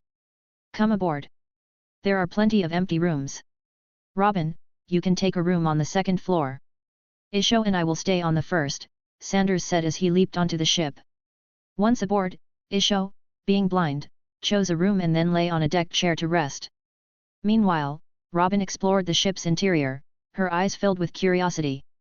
While Robin was busy organizing her room, Sanders approached Isho. Isho, from now on, you'll be my vice-captain, Sanders declared. With Isho's strength, he was more than qualified for the position. Vice-captain? You should find someone else for that. I'll be fine just as a combatant, Isho declined. He had no interest in titles or authority, otherwise, he wouldn't have remained so unknown all these years. Are you sure? The vice-captain gets to decide how much protection money we collect from the territories will rule in the future, Sanders teased. You wouldn't want the common folk to suffer because we overcharge them on protection fees, right? Sanders smirked. In the future, any island or village flying his pirate flag would have to pay some form of protection fee like taxes. Why else would he protect them? Every Yonko crew survived by collecting such fees. Pirates didn't produce goods, so without some kind of tax, they'd starve. Isho's lips twitched at the thought. Sanders had used this line to recruit him before, and now he was doing it again. With a resigned sigh, Isho nodded. Sanders beamed with satisfaction. With Isho as his vice-captain, he could be more hands-off in the future. Isho, despite his blindness, was more than capable of handling most things. Worst case, Sanders could assign him an assistant. Besides, they didn't have much territory to manage yet. They wouldn't need to occupy land anytime soon. The ship, under Sanders' command, gradually lifted off into the air, soaring toward Alabasta's capital. Chapter 56, The Formation of the Thunder God Pirates. The news of Crocodile's defeat quickly spread as the onlookers passed it on, reaching other places. The first to receive the information, naturally, was King Cobra of the Alabasta Kingdom. At that moment, Cobra sat on his throne, his brows tightly furrowed after hearing the report from the kingdom's guard. One of the 7 warlords of the sea, Crocodile, was defeated? And not by Thunder God Saunders? Who is this blind swordsman? The captain of the royal guard, Igaram, shook his head. I've had people scour newspapers and bounty posters from recent years, but there's no trace of this man. He must be a hidden master from among the common folk. A hidden master among the common folk? That's unbelievable! Cobra exclaimed with amazement. Since the beginning of the Great Pirate Era, most people with even a hint of ability had gone out to sea in search of fame and fortune. Who would have thought there were still such hidden talents in the general populace? What's Crocodile's current situation? Cobra asked. Our people have discovered that Crocodile is actively recovering from his injuries, while his subordinates are preparing a ship, as if they're getting ready to leave. Leave? Cobra's eyebrows shot up, and a delighted expression crossed his face. This is good news for Alabasta. Though Crocodile had helped them repel pirate invasions, Cobra had always felt uneasy. Could a pirate, recognized by the world government, truly be that kind-hearted? Cobra didn't believe it. But since Crocodile hadn't done any direct harm to Alabasta and had even gained significant public support, Cobra hadn't dared to move against him hastily. Now that Crocodile seemed to be leaving, Cobra was naturally overjoyed. Send someone to make contact with Crocodile's subordinates and confirm whether he's really leaving. If he is, the kingdom can offer some assistance, whether it's berries or supplies. Don't be stingy on this matter. Cobra thought for a moment before giving these instructions. Doing so would not only ensure Crocodile left quicker but might also win him some favor with the public. It was a win-win situation. I understand. I'll issue the order right away. By the way, where did Saunders and his group go? Cobra asked again. Although Crocodile had coexisted with them peacefully for a while, Saunders was different. With a bounty of 2.4 billion berries and a crew member capable of defeating Crocodile, Cobra couldn't rest easy without knowing whether Saunders had left Alabasta. We're not sure. Their ship can fly, and right now, we have no idea where it went, Igaram replied, somewhat helpless. A flying ship? I've never heard of such a thing. If only we had one. Cobra remarked wistfully. Flying had always been a long-held dream of mankind, but apart from a few devil fruit users, sustained flight was nearly impossible. For now, have Pell patrol the capital more frequently, Cobra ordered. Pell, the vice-captain of the Royal Guard, possessed the bird fruit, falcon model, which allowed him to transform into a falcon. With Saunders' whereabouts unknown, having Pell patrol the skies was a good way to ensure the capital's safety. I've already sent Pell, Igaram said with a smile. Just then, Pell himself hurried in, looking somewhat grim. Your Majesty, Saunders has arrived in Alabasta, he reported. What? Cobra shot up from his throne, his expression instantly becoming anxious. Is he here to invade the capital?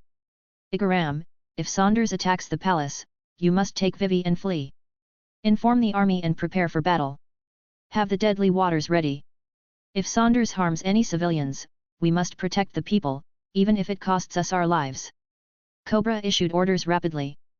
The deadly waters were a toxic substance that could temporarily boost strength but would result in certain death afterward. Alabasta wouldn't use such a thing unless absolutely necessary. Your Majesty, please calm down. Saunders and his crew haven't made any dangerous moves. They're shopping, Pell quickly clarified. Shopping? Yes, they've been buying a lot of daily necessities, clothes, shoes, bedding, and food, Pell explained. Upon hearing this, Cobra sighed in relief. Shopping? Fine. As long as they weren't attacking. He'd even let them take all the supplies in the city if it meant they didn't invade. Alabasta wasn't limited to just one city, and as long as the citizens were safe, they could always resupply from other towns. Tell the soldiers in the capital not to act rashly. As for the spies, have them stay far away. As long as Saunders and his crew don't make any threatening moves, act as though they aren't even here, Cobra instructed, his voice steady once more. Meanwhile, Saunders and his crew were indeed busy shopping. Since his ship had previously been his alone, all the provisions were only sufficient for him. With Robin and Isho joining, it was only natural they needed to stock up on more supplies. Are you sure you don't want to head directly to the Poneglyph? Saunders asked Robin as he casually picked through items. There's no need. Since the captain already knows where the Poneglyph is hidden, there's no need to make a big scene, Robin replied. After all, that's where the royal family of Alabasta has rested for generations. We can go quietly at night. All right, whatever you say. Saunders shrugged indifferently. Uncle Isho, how about I buy you a couple of new outfits? Robin called out to Isho. After spending a short amount of time together, the three had quickly become comfortable with one another. Robin was no longer as tense and confused as before. In her own words, there was no point in running away or betraying them when she was with a man who could defeat an admiral and another who had bested a warlord of the sea. She was better off just staying on the ship. Besides, both Saunders and Isho were easy to get along with. Me? I'll leave it to you to choose, Isho said with a warm smile. Aside from the clothes he was wearing, he didn't have anything else. It was always useful to have spare clothing while sailing, but since he couldn't see, he had to rely on others to help him shop. Hey, Robin, you didn't say anything about buying clothes for me, the captain, Saunders joked, pretending to be dissatisfied. Uncle Isho can't see, so of course someone else has to choose for him. You can buy your own clothes, can't you? Robin retorted, rolling her eyes. Saunders laughed heartily. He was merely trying to help Robin integrate into the crew more quickly, nothing more. At least I'm paying for everything. Couldn't you show me a little appreciation? Saunders teased. Consider it a gift to the new crew members, Captain. After all, you've got plenty of treasure and berries in your storage room, Robin said nonchalantly. There's still a ton I couldn't carry off that celestial dragon's yacht. You wouldn't believe how rich they are. Just one piece of furniture was worth millions of berries. Well, that's something else. The group continued to joke and chat as they bought an enormous amount of supplies, changing their outfits completely in the process. Isho even sported a new sun hat. After loading all their purchases onto the ship, Saunders noticed that several Alabasta royal guards were stationed around the ship, keeping watch from a distance. They were likely sent by Cobra, who didn't want any foolhardy thieves to approach and provoke Saunders' wrath. After dropping off their haul, the trio returned to the city. Isho headed to the casino, saying he planned to buy some gambling equipment in case they got bored on the ship. Meanwhile, Robin went to the bookstore to buy some books, with Saunders tagging along to carry them. As they left the bookstore, Robin turned to Saunders, who was carrying hundreds of books. Captain, the pirate flag is almost ready. Should we go pick it up? Previously, since Saunders had been alone, he hadn't bothered to declare himself a pirate crew. But now that there were 3 of them, it was time to fly their pirate flag. As for the name of the crew, he had lazily chosen to go with the name the Marines had given him, Thunder God Pirates. Even the ship now had a name, Thunder God. When they arrived at the shop, the owner came out cautiously to greet them. The items you ordered are ready.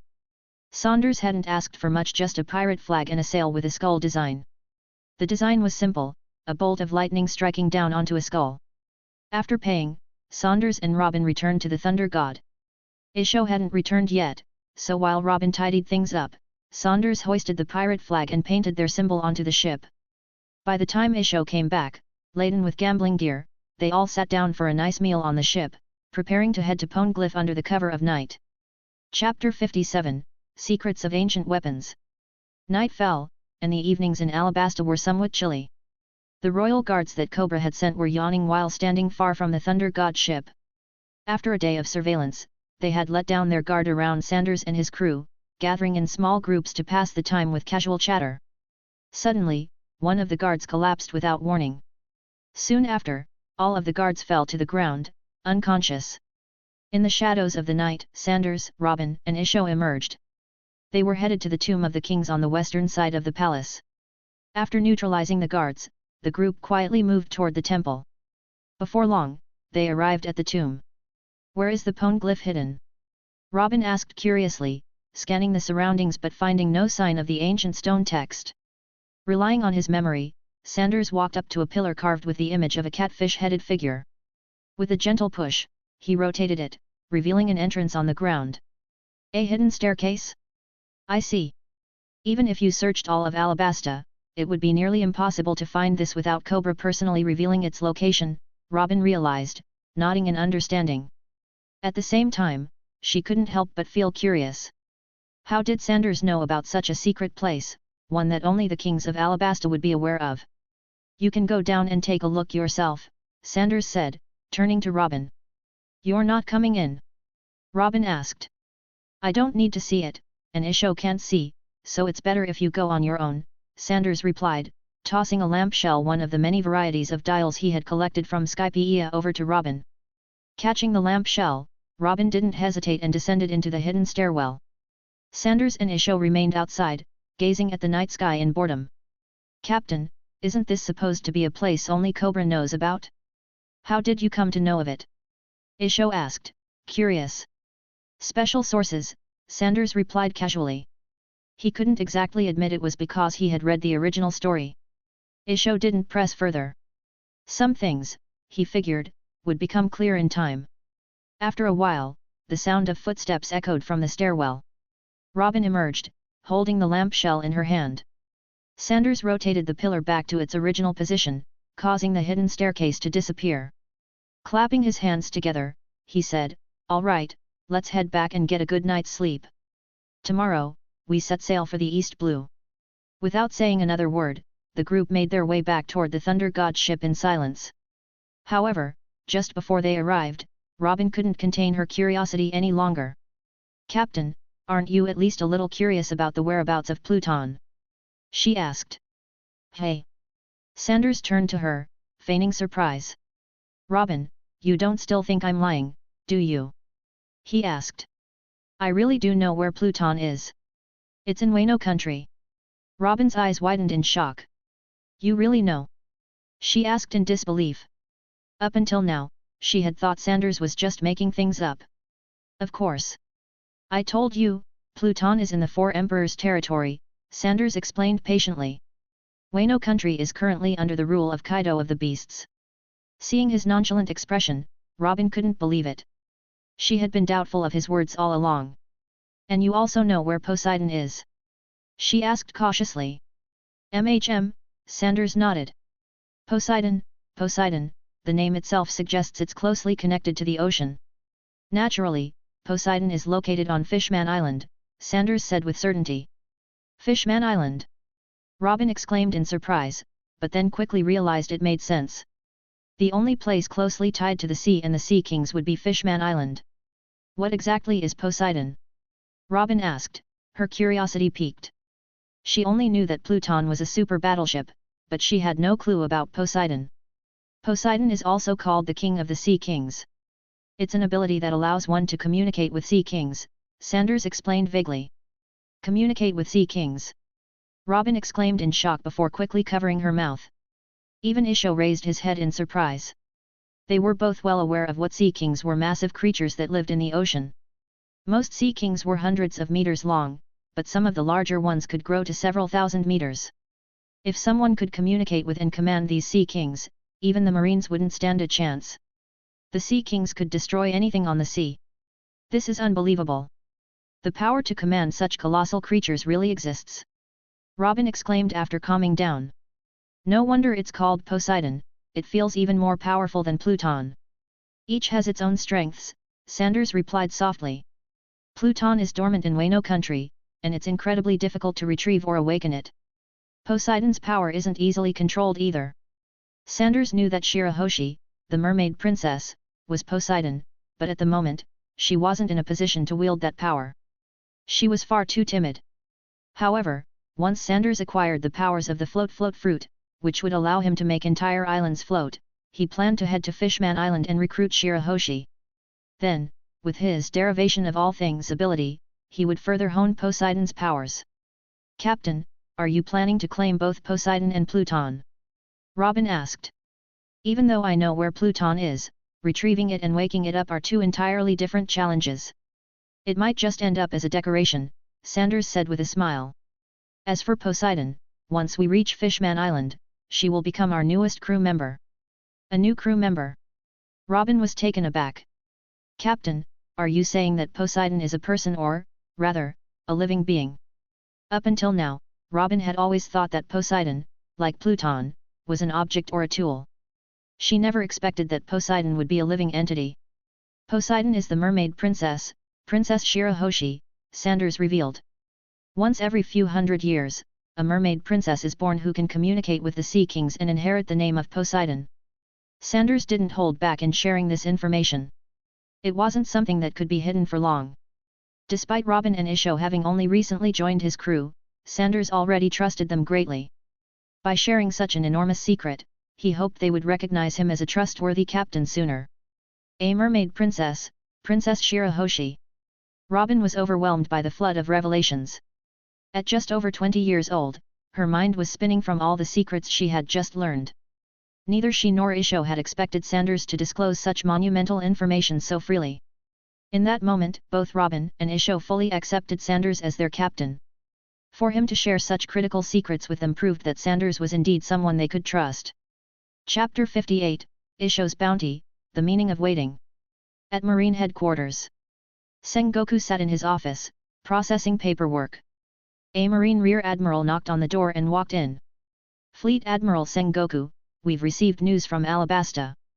A notorious pirate with a bounty of 2.439 billion berries has appeared there and clashed with Crocodile, one of the 7 warlords of the sea, in Rain Base. Afterward, Crocodile was defeated by a swordsman under Sanders' command. Additionally, the demon child Nico Robin, with a bounty of 79 million berries, has also joined Sanders' crew.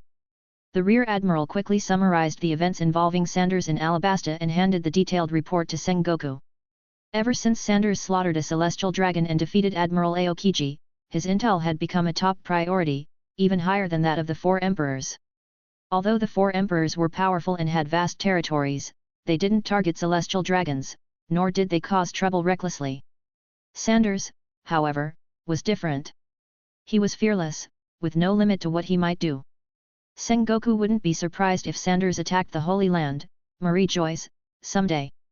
It had only been just over a month since Sanders defeated Aokiji, and now he had caused another major incident in Alabasta. This time, he faced off against a warlord of the sea right off the bat. Sengoku frowned as he flipped through the report. Does our intelligence division have any information on this swordsman? Sengoku's gaze sharpened when he saw that Crocodile had been defeated by a man named Isho. Though Crocodile's bounty was under 100 million, Sengoku knew he was far more formidable than his bounty suggested. Defeating someone like Crocodile shouldn't have been done by someone unknown. There's not much intel from the intelligence division, the Rear Admiral responded.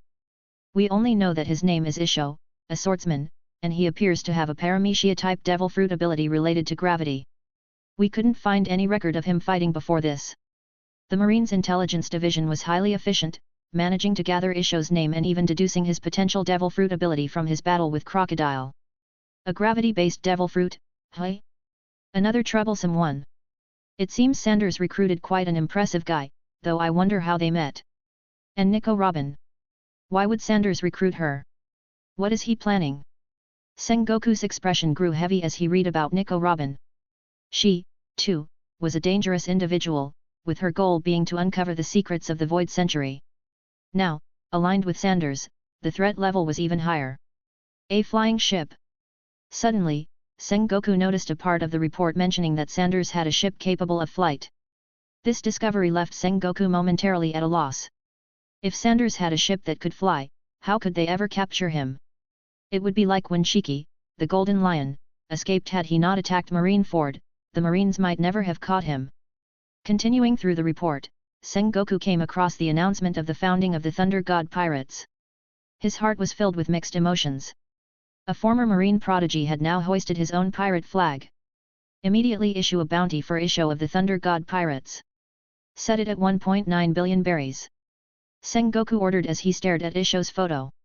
Defeating Crocodile alone would warrant a bounty of at least 1 billion, but considering Isho was now Sanders' crew member, an additional 900 million was added. As for Nico Robin, considering her association with Sanders, raise her bounty to 93 million berries.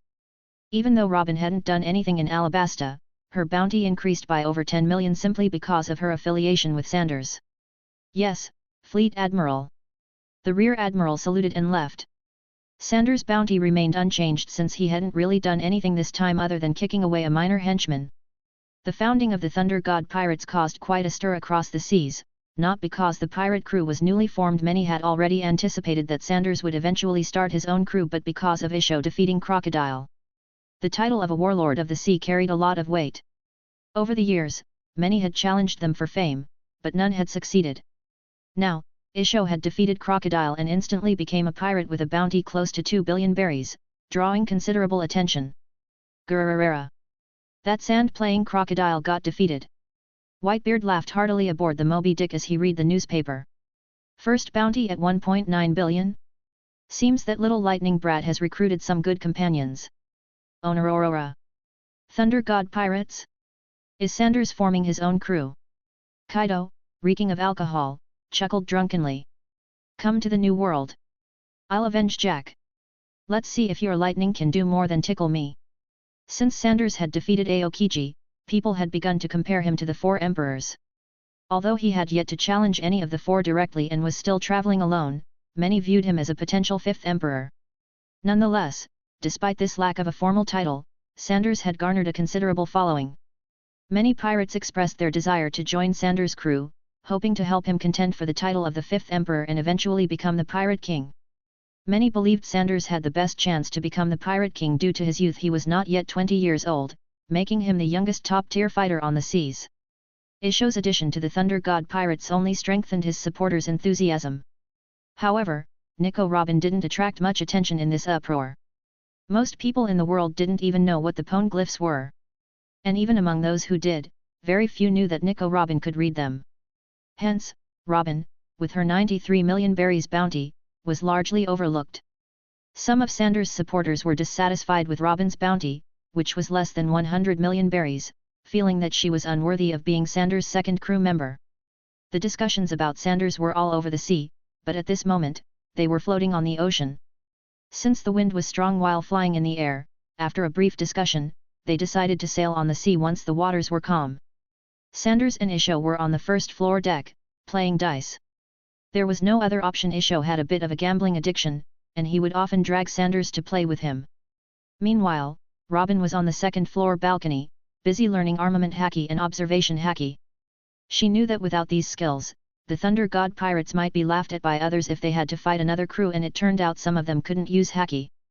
Isho and Sanders were both Haki experts, more than capable of guiding Robin. Just then, a newspaper bird slowly approached.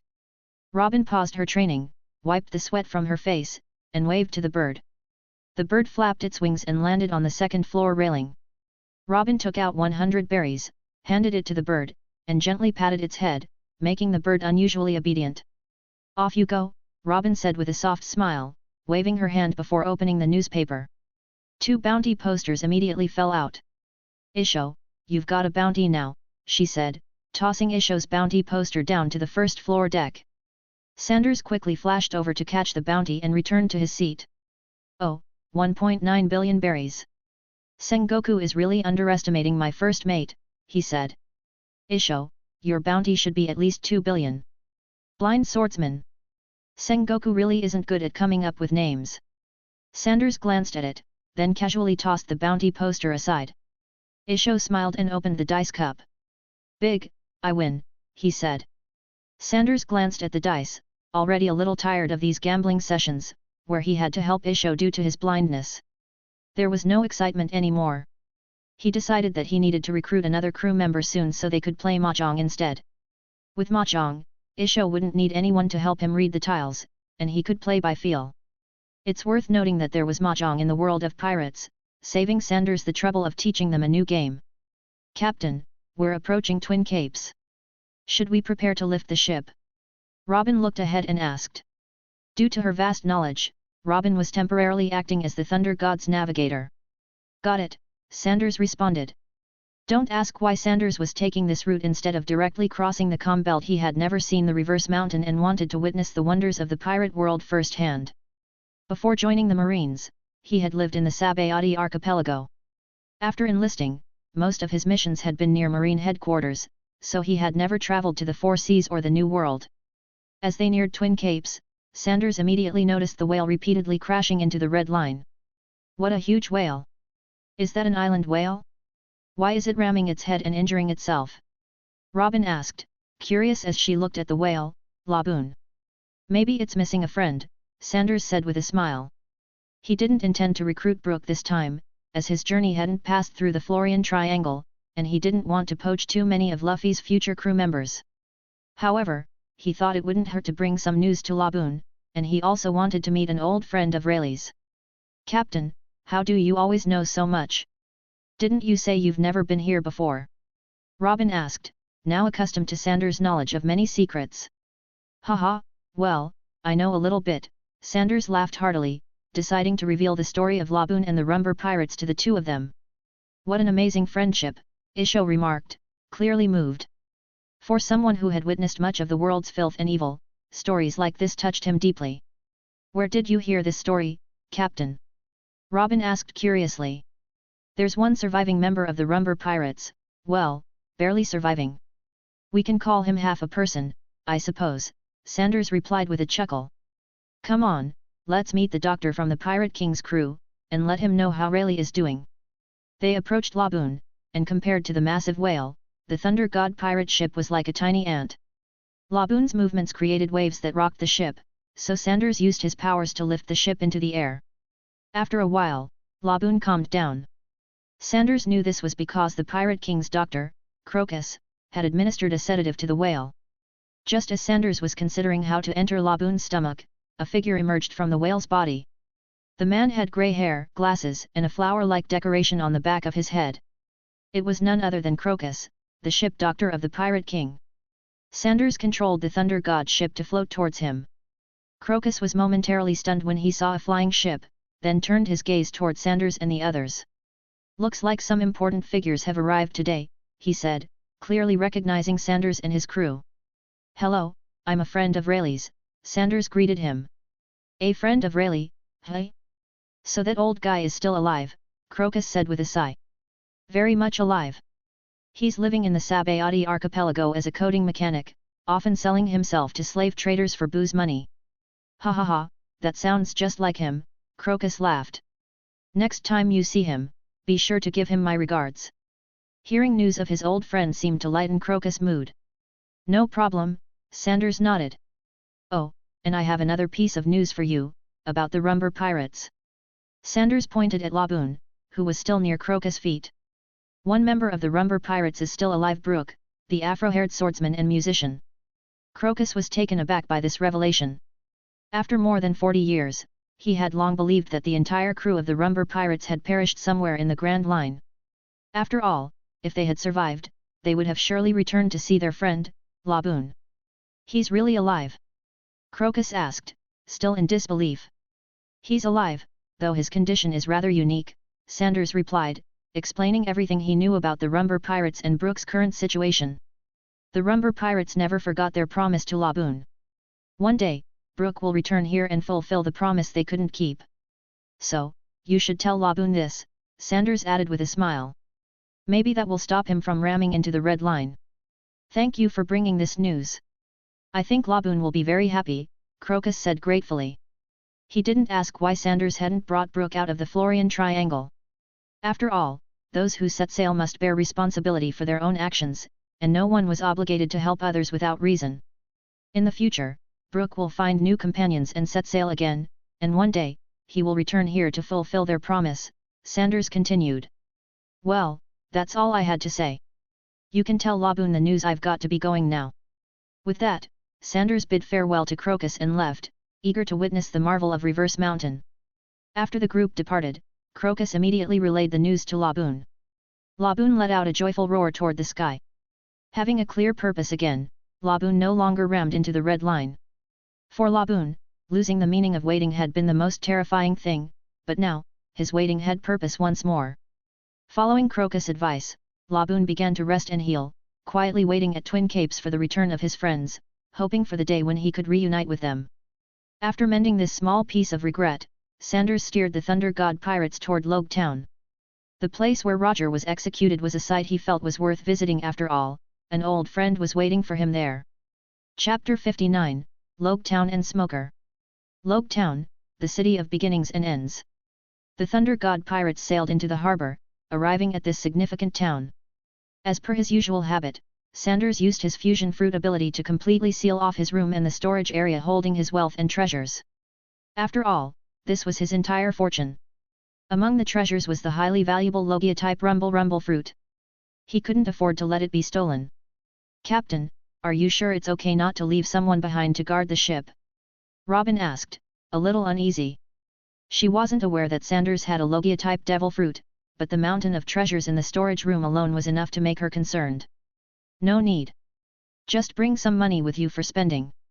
Everyone can go out and enjoy themselves, buy whatever you want, go to the casino if you feel like it. We'll set sail again tomorrow, so have fun today," Sanders laughed. In truth, his observation Haki covered a wide range. If any petty thieves tried boarding the ship, he'd know immediately. "I'll be off then, Isho," Fujitora said as he leapt ashore.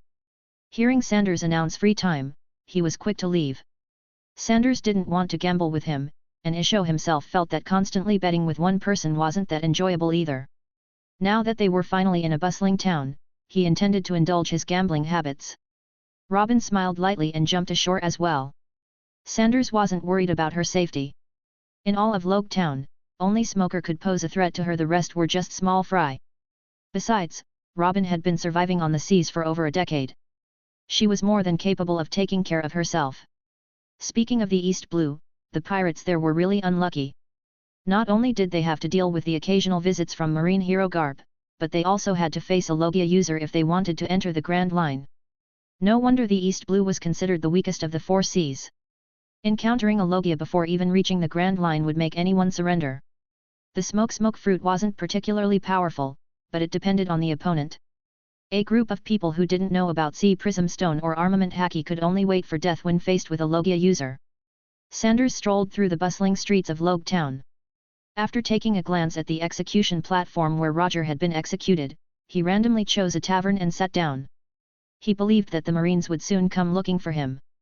In the office of Loguetown's Marine branch, the room was filled with smoke. Smoker, with his white hair and 2 cigars hanging from his mouth, sat at his desk, smoke constantly billowing out and shrouding the entire room. At this moment, Smoker appeared somewhat dejected, his eyes filled with a sense of loss, far from the determined figure portrayed in the original story. His current state was, of course, due to the newspaper detailing the reasons for Sanders' defection from the Marines. Just then, an urgent knock came at the door. "Come in," Smoker called out. A Marine opened the door, only to be hit by the thick smoke, causing him to cough uncontrollably. After a while, he finally regained his composure. "What is it?" Smoker asked, not moving an inch, only casting a cold glance at the Marine. This terrifying sight made the Marine tremble with fear. Smoker's bad temper had become well known throughout the branch. If it weren't for an urgent matter, this Marine would have avoided approaching him. "Captain Smoker, we've received word from the harbor. The Thunder God pirates are suspected to have arrived in Loguetown," the Marine reported loudly. Smoker's eyes narrowed as he shot to his feet. "Who did you say?" he demanded, staring at the Marine with wide eyes. "See Captain Smoker, it's the Thunder God pirates. The one led by Thunder God Sanders," the Marine stammered, repeating himself. "Sanders." Smoker grabbed his jit, which was embedded with sea prism stone, and started toward the door. "Where is he now?" "At tavern," the Marine answered. Smoker said nothing as he walked out. "Captain Smoker, should we assemble a squad to apprehend him?" the Marine asked, his voice trembling slightly. "Hey!" Smoker stopped and turned to look at the Marine, his face filled with disbelief. "The entire branch combined isn't strong enough to survive a single punch from him, and you want to arrest him?" he sneered. The Marine's face flushed red with embarrassment. He had asked out of habit, but regretted it the moment the words left his mouth. Now, he wanted to slap himself. What was he thinking, suggesting arresting a pirate who had defeated a Marine admiral? "No need to gather anyone. I'll handle this alone," Smoker said, turning to leave. "What? You're going alone? That's too dangerous!" the Marine exclaimed. "That's an order," Smoker replied coldly without looking back. The Marine stood frozen in place, scratching his head before ultimately obeying Smoker's command. At Marjorie's tavern, Sanders sipped a cocktail while listening to some young pirates boast about their exploits. Suddenly, a voice called out from behind him. "Sanders!" Sanders sat still at the bar, not turning his head. The next moment, a strong smell of cigar smoke filled the air, and Smoker placed his jit on the bar with a firm thud. "It's been a few years, Smoker, and it seems you haven't gotten any stronger," Sanders smirked, raising his glass and glancing over at Smoker. "Don't you dare call me white hair, you damn lightning brat!" Smoker growled, biting down on his cigars angrily. Back when they were both at Marine headquarters, Sanders had always teased him by calling him white hair, and Smoker had never liked it. The two of them often fought, being fellow Logia users, but it was always Smoker on the receiving end of a beating. "Ha, your skills haven't improved, but your temper sure has. Now, it's even easier for me to beat you just a flick of the wrist, and you're done for," Sanders mocked. Smoker remained silent. He knew Sanders wasn't exaggerating, after all, anyone who could defeat a Marine admiral could easily crush him. "So, what brings you to the East Blue? Shouldn't someone like you be out fighting the big pirates in the New World?" Smoker asked after a long pause. "What's it to you? Can't I just be here for a vacation?" Sanders gave Smoker a dismissive glance. "Why waste your time in this rundown place? You're not going to get any stronger without real battles," Sanders continued. "You've been through elite training, but if you stay here too long, you're going to rot." Though Smoker's smoke fruit wasn't the most powerful, it was still a Logia type. He could make something of himself on the Grand Line. Loguetown might be known as the town of beginnings and ends, but in reality, it was just a gathering spot for small-time pirates. Placing a Logia user here was a waste of talent. Sure, it deterred East Blue pirates from entering the Grand Line, but it wasn't doing Smoker any favors. Long-term complacency would ruin him. I'm planning to request a transfer to the Grand Line soon, Smoker said through gritted teeth. Now tell me, why are you here in the East Blue? The East Blue isn't owned by the Marines. I can come and go as I please. If you've got a problem with it, why don't you call Sengoku and bring the admirals with you? Sanders said casually. It sounded like boasting, but Sanders wasn't worried. Even if Sengoku came with the admirals, as long as one of them stayed behind, Sanders felt confident he could hold his own. With Isho by his side, he could take on 2 or 3 of them if needed. Faced with Sanders' arrogance, Smoker had no choice but to resign himself. Fine, it's not like I can stop you anyway. Headquarters will have to deal with you, Smoker muttered, slumping into a chair in defeat. There was no point in trying to fight. If Sanders really got angry, he could level Loguetown without breaking a sweat. As someone who had trained at Marine headquarters, Smoker knew full well the power of Marines at Admiral level. That's more like it, Sanders chuckled. Do you really think a little captain like you can handle me? Why risk your life for a few hundred berries a month? If anyone should deal with me, it's Sengoku himself. Come on, it's been a while since we last saw each other. Let's have a few drinks, Sanders said, calling the bartender over to bring more drinks. There was an unspoken understanding between the two, neither mentioned Sanders' defection from the Marines. There was no point. The past was the past, and there was nothing more to say. If Smoker hadn't known the full story, he might have confronted Sanders about it. But now, he didn't have the guts. After learning what had happened behind the scenes, Smoker no longer had the moral high ground to challenge him. The actions of Marine headquarters and the world government had shaken the beliefs of many Marines, including Smoker. Still, that small doubt in his mind wasn't enough for Smoker to follow in Sanders' footsteps and defect. Like many others, Smoker knew the Marines and the world government had their flaws, but he remained convinced that, overall, the Marines were still a force for justice, fighting pirates and protecting the innocent. Chapter 60, Swordsman and Navigator. Let's save the reunion for another time, Sanders said, finishing his drink and stretching as he stood up. I want to explore Loguetown. I haven't even eaten yet, waiting for you. As Sanders moved to leave the bar, Smoker, sitting at the bar without turning around, took another deep drag from his cigars. The dense smoke filled the area, causing the bartender to back away coughing, but he didn't dare complain. After all, Smoker was the highest-ranking Marine officer in Loguetown, someone not to be crossed. Still got something to say? Sanders asked, stopping by the door. I'm a Marine. How can I just sit here and let a pirate walk under my nose without doing anything? Smoker said as he picked up his jit and pointed it toward Sanders. Sanders chuckled but said nothing, walking out of the bar as Smoker followed behind him. Is that Smoker? And wasn't that guy just a pirate? The other patrons in the bar murmured. Smoker had become a familiar sight in the bar, but seeing him chase after Sanders with his weapon raised made them realize who Sanders really was. Looks like another pirate's dream is about to end. Smoker's a Logia devil fruit user, right? No small-time pirate can stand a chance against him, one patron remarked, raising his glass. Let's drink to another pirate getting arrested. They all toasted, clearly unconcerned about whether Smoker would succeed. Outside the bar, Sanders overheard their conversation and glanced at Smoker with a grin. Seems like you've been doing well here. Smoker said nothing, only grunted before rushing at Sanders. He needed to see how much the gap between them had grown. His lower body transformed into smoke as he soared toward Sanders, his jit swinging fiercely. Tisk, still fighting the same old way, Smoker. Sanders mocked, his voice dripping with disdain. Spending all your time in this backwater, no wonder you've got a false sense of invincibility.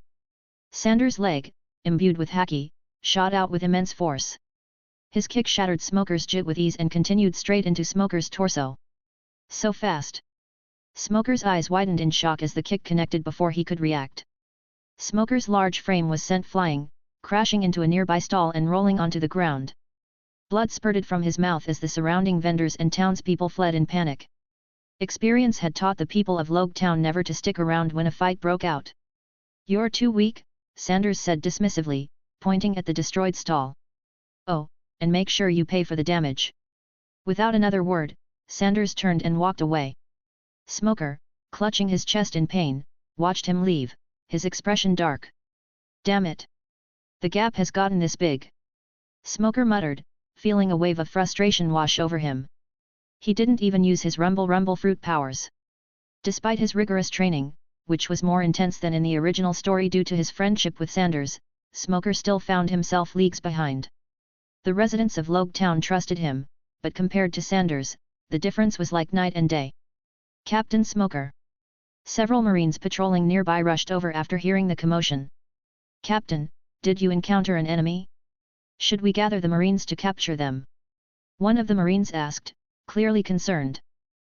No need, Smoker replied, standing with the help of the Marines. Just take me back to the base. And make sure to compensate the vendors for the damage, double the amount, Smoker added. Yes, Captain. The Marine saluted. As Sanders wandered around Loguetown, having left Smoker behind, he eventually found a restaurant to fill his stomach. Then he began shopping for the supplies they needed: food, drinks, and essentials. As he passed by a weapon shop, Sanders stopped in his tracks. If he remembered correctly, this shop had two decent swords. One was the skillful great sword Yubashirai, and the other was the Asande Kaiditsu. Lately, he had been learning swordsmanship from Isho, and he was considering getting himself a sword to play with.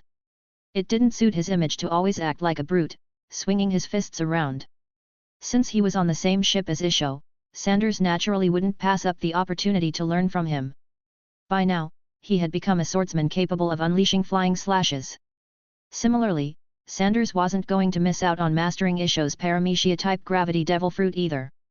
Currently deducing Isho's Paramecia-type gravity fruit abilities. Estimated time remaining, 12 days. If it weren't for being stuck on the ship and unable to spar with Isho, the deducing process would be even faster. After thinking it over, Sanders decided not to take the two swords. They were just skillful great swords not quite fitting for his status.